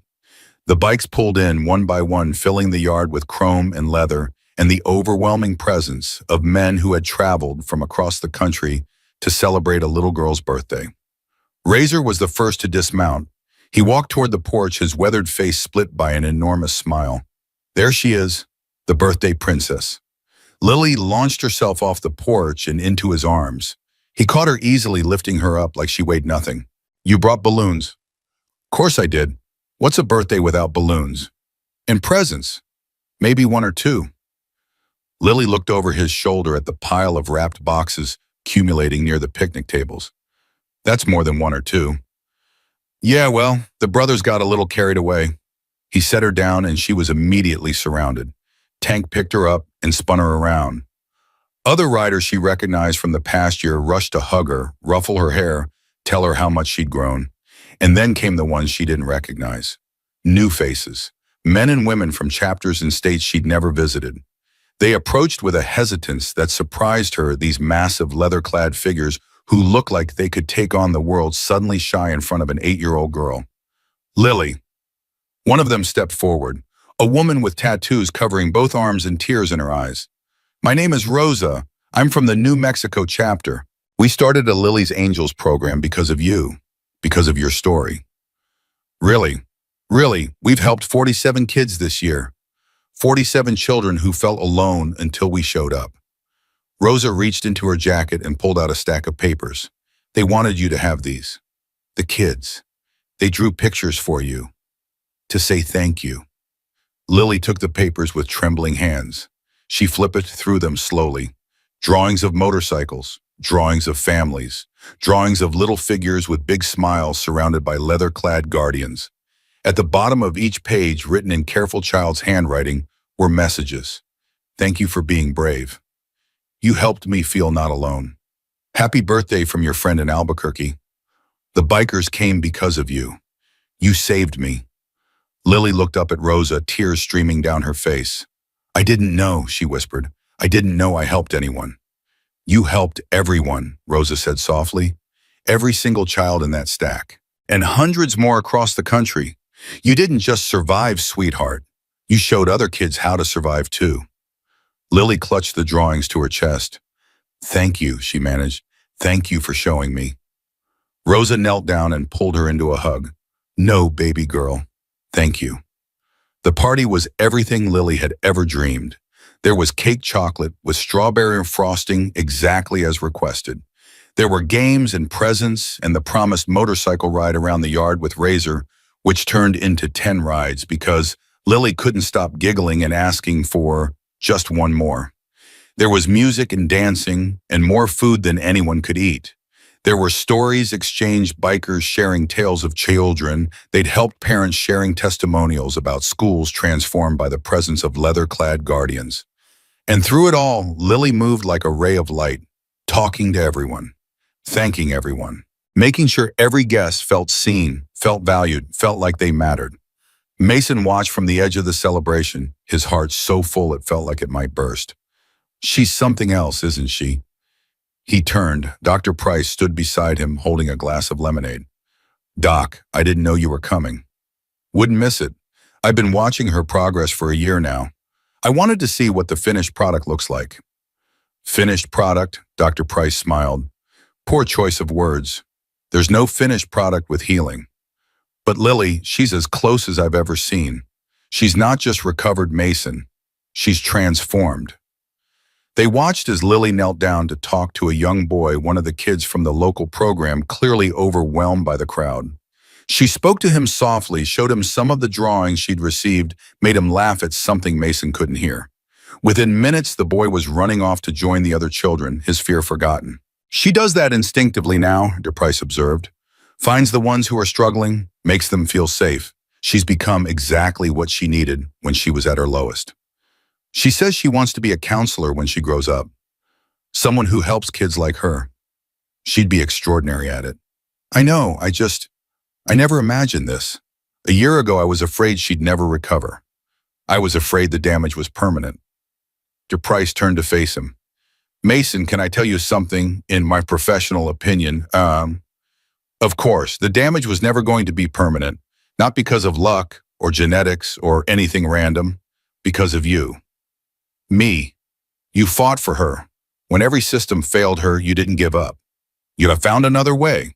You surrounded her with people who showed her that she mattered. You gave her the foundation she needed to rebuild herself. She paused. Trauma doesn't determine destiny. Response to trauma does. And your response, your absolute refusal to let your daughter face this alone, that's what saved her. That's what made all this possible. Mason's throat tightened. I was just doing what any father would do. No, you were doing what every father should do. There's a difference. She patted his arm and walked away to join the party, leaving Mason alone with his thoughts. The sun was setting now, painting the sky in shades of gold and rose. The party had quieted guests settling into conversations and connections forged over shared purpose. Mason felt someone tug at his sleeve. Lily stood beside him, her face flushed from a day of celebration. Daddy? Yeah, baby, can I show you something? Of course, so. She took his hand and led him away from the crowd toward the oak tree at the edge of the property. Sarah's tree. They'd scattered her ashes here 2 years ago and planted a memorial garden at its base. Lily reached into her pocket and pulled out a folded piece of paper. I made this for Mommy. I wanted to read it to her, but I wanted you to hear it too. She unfolded the paper, her hands trembling slightly. Dear Mommy, today is my 8th birthday. You are not here to sing to me or eat cake with me or give me a present, but I know you are watching. I can feel you sometimes when the wind blows a certain way or when I smell flowers that remind me of your perfume. She paused, gathering herself. A lot of bad things happened in this year. Some girls hurt me really bad. They said terrible things about you. They tried to make me believe you didn't love me, but I never believed them. Not really, because I remember how good you held me. I remember how you sang to me. I remember how you cried when you had to say goodbye. Tears were streaming down her face now, but her voice remained steady. Daddy saved me, and a whole bunch of bikers helped. And now I'm not just okay, I'm happy. Really, truly happy. Not because the bad things didn't happen, but because I learned something important. She looked up at the sky. I learned that love doesn't go away when someone dies. It just changes shape. It becomes memories and lessons and the strength to keep going when everything feels impossible. Your love is still here, Mommy. I feel it every day. She pressed the paper against her heart. I'm going to keep helping at other kids. Kids who are scared and alone like I was. I'm going to show them that they matter. That's my promise to you. That's how I'm going to make your love mean something forever. She folded the paper and tucked it into a small hole at the base of the tree. Happy birthday to me, Mommy. I love you. I'll always love you.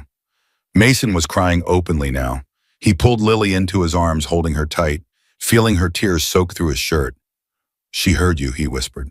I know she did. Do you really think so? I know so. She's so proud of you, Lily. I'm so proud of you. They stood there together as the last light faded, father and daughter surrounded by the evidence of a year that had transformed them both. The party wound down around 9 o'clock. Guests departed with hugs and promises to stay in touch. Engines fired up and faded into the distance. The yard slowly emptied until only the core group remained Razor Tank and a handful of others who had become family over the past year. They sat around a fire pit watching flames dance against the darkness. Hell of a year, Razor said quietly. Mason nodded. Hell of a year. When you called me that night, I don't think any of us knew what we were getting into. I didn't either. But look what came out of it. Razor gestured at the darkness beyond the firelight. 23 chapters with active programs, over 400 kids protected, partnerships with schools in 15 states, all because one father refused to let his daughter suffer alone. It wasn't just me. No, it was all of us. But it started with you. It started with that phone call. Mason stared into the fire. I was so scared. When I made that call, I didn't have a plan. I just knew I needed help. I needed someone to show up. And we showed up. You showed up, all of you, for a little girl you'd never met. Razor was quiet for a moment. You know why I really came that night? You said it was about Katie, your daughter. That's part of it, but there's more. He leaned forward. When I got your call, I was at the lowest point of my life. I'd been drinking too much, fighting too much, wondering what the point of any of it was. I'd lost my daughter, lost my marriage, lost my sense of purpose. He paused. And then you called, and you told me about Lily. This little girl who'd already lost her mother, who was being tormented by bullies, who just needed someone to protect her. And something clicked. Clicked how? I realized that's what I'd been missing. Purpose, a reason to get up in the morning that wasn't about me and my grief and my anger. Your daughter gave me that. She gave all of us that. Razor looked at Mason with eyes that glistened in the firelight. We didn't save Lily. She saved us. Mason didn't have words. He just reached out and gripped Razor's arm. Brothers, he said. Brothers. They sat in comfortable silence, watching the fire burn down to embers. 1 year ago, everything had been broken. Now somehow, against all odds, it was whole again. Lily fell asleep on the drive to her new school the following Monday. Mason glanced at her in the rearview mirror, head tilted against the window locket, gleaming at her throat face, peaceful in a way it hadn't been a year ago. She'd started at a new school 3 months after the incident, a smaller place with teachers who actually cared, with the principal who had called Mason personally to promise that his daughter would be protected. She'd been nervous at first, flinching at loud noises, sitting alone at lunch, watching other children with wary eyes. But slowly, day by day, she'd opened up. She made friends, real friends who didn't care about her past, who just liked her for the weird, wonderful, deeply compassionate person she was. She joined the art club. Her drawings hung in the hallway, now celebrated instead of mocked. She even started a peer support group, 8-year-old version, where kids who were struggling could come and talk to her during recess. We're here, baby. Lily stirred, blinking awake. Already. She gathered her backpack and paused with her hand on the door. Daddy. Yeah. Do you ever think about what would have happened if the bikers hadn't come? Mason's chest tightened. Sometimes. Me too. She was quiet for a moment. I think I would have disappeared. Not died or anything, just gotten smaller and smaller until nobody could see me anymore. But that didn't happen. No, because you didn't let it. She smiled. You're my hero, Daddy. You know that, right? And you're mine. She leaned across the seat and kissed his cheek. I love you. I love you too, baby. Have a good day. I will. She hopped out of the car and ran toward the entrance, her hair streaming behind her, her locket bouncing against her chest. At the door, she turned and waved. Mason waved back, watching until she disappeared inside. Then he sat there for a moment, just breathing. 1 year ago, he had been a broken man, holding a broken child, facing a system that had failed them both. Today, his daughter was thriving. His community was transformed. His life had purpose he'd never imagined. The bikers had shown up. The world had watched. And somehow, out of all that pain, something beautiful had grown. He started the car and pulled away, heading toward the chapter house where he was due for a meeting about expanding the Lily's Angels program to 3 more states. There was work to do, kids to protect, a legacy to build. And for the first time in his entire life, Mason Cole understood exactly why he was here. 6 months later, Lily stood on a stage. The auditorium was packed, parents, teachers, students from schools across the district. News cameras lined the back wall. A banner hung above the stage. First annual Lily's Angels Community Awards. Lily was terrified. She'd never spoken to a crowd this big, never had so many eyes fixed on her at once. Her hands were shaking and her throat felt like sandpaper. But then she looked out at the audience and saw them. Razor in the front row giving her a thumbs up. Tank beside him, tears already streaming down his face. Rosa from New Mexico, who had flown in just for this. Dr. Price beaming with pride. And her father, her daddy, standing at the side of the stage ready to catch her if she fell. She wasn't alone. She had never been alone. Lily stepped up to the microphone. Hi, my name is Lily Cole. I'm 8 years old, and I'm here to tell you my story. The room went silent. 1.5 years ago, 3 girls at my school hurt me really bad. They hit me. They made fun of me. They stole my mommy's locket, the only thing I had left of her after she died of cancer. Her voice wavered, but she pushed through. I tried to tell the adults. I tried to ask for help, but they didn't listen. They said I was too sensitive. They said I should try harder to fit in. They said it wasn't that bad.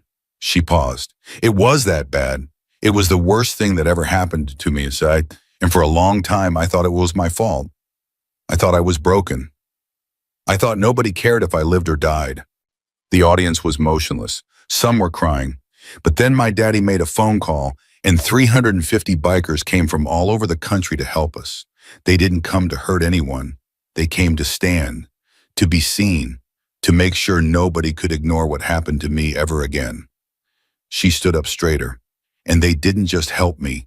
They started helping other kids too. Kids who felt alone and scared like I did. Kids who thought nobody was coming to save them. The bikers showed us that we matter, that our pain matters, that we deserve to be protected. She looked directly into the nearest camera. If you're a kid watching this and you're being bullied, I want you to know something. It's not your fault. You're not too sensitive. You're not the problem.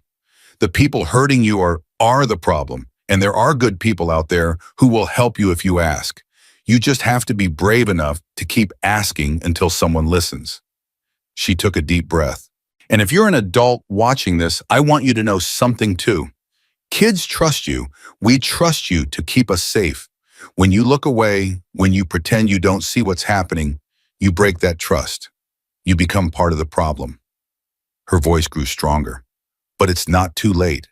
You can choose today to be different. You can choose to listen when a child is crying for help. You can choose to stand up instead of looking away. You can choose to be the adult that every kid deserves. She glanced at her father, drawing courage from his presence. My mommy died when I was 5. For a long time, I thought that was the worst thing that could ever happen to me, but then the bullying happened. And I realized something. Losing my mommy hurt. But losing faith that the world was good, that adults would protect me, that hurt worse. She touched the locket at her throat. My mommy used to say that there are more good people than bad people. She said sometimes you just have to wait for them to show up. She was right. The good people showed up for me. Razor, Tank, Rosa, Dr. Price, my daddy. All the bikers who came from all over the country to help a little girl they'd never met. Tears were rolling down her cheeks now, but her voice never faltered. And now it's my turn to show up for someone else. That's why we're here today. To celebrate the people who protect kids. To thank the communities that refuse to look away.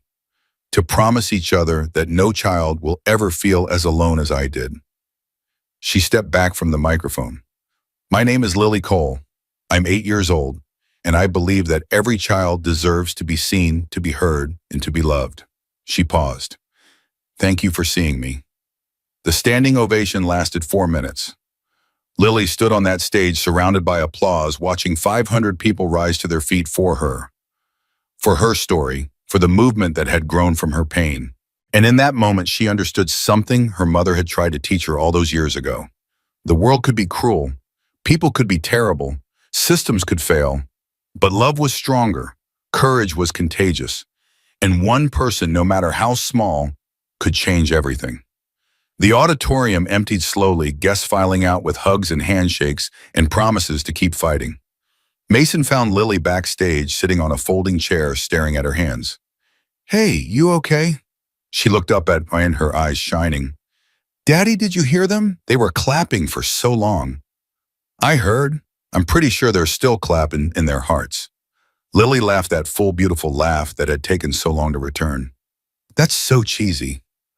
I'm your father. I'm contractually obligated to be cheesy. She stood and wrapped her arms around his waist. I did it. I really did it. You did, baby. You were amazing. I was so scared. But then I saw everyone in the audience and I remembered that they came for me.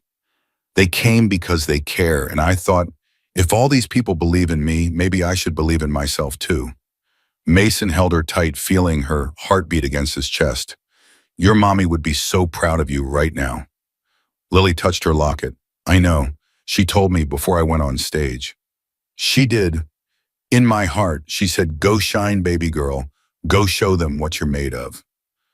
Mason's eyes filled with tears. That sounds exactly like her.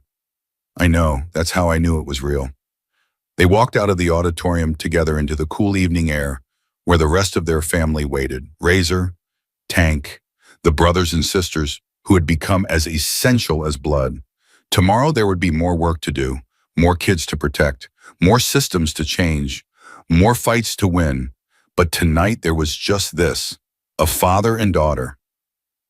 A community forged in crisis, a legacy built on love, and the unshakable knowledge that no matter how dark things got, no matter how cruel the world could be, there would always be people willing to stand up, people willing to fight, people willing to ask that most important question, who did this to you? And then do whatever it took to make it right. Lily Cole learned that lesson at 7 years old when 350 bikers rode through the night to save her. Now at 8, she was teaching it to the world. And that, more than anything else, was her mother's greatest legacy. Love doesn't die. It just changes shape. It becomes the courage to keep going, the strength to help others, the light that guides the lost ones home. Lily Cole carried that light now, and she would never ever let it go out. If you're still here, if Lily's story moved you, I need you to do something before you go. Hit that subscribe button. Share this story with someone who needs to hear it. Because every kid out there who's being bullied right now, every child who feels invisible and alone, they need to know that good people exist, that help is possible, that their story doesn't have to end in tragedy. The bullies of this world are counting on your silence. They're betting that you'll scroll past, that you won't care enough to take action. Prove them wrong. Subscribe, share, comment below where you're watching from, and if you know a child who's struggling, be the person who shows up for them. You don't need 350 bikers. You just need the courage to ask one simple question. Who did this to you? And then refuse to look away until something changes. That's how we build a better world. One child at a time, one act of courage at a time, one refusal to stay silent at a time. Thank you for watching. Thank you for caring. And remember, every child deserves to be seen, including you.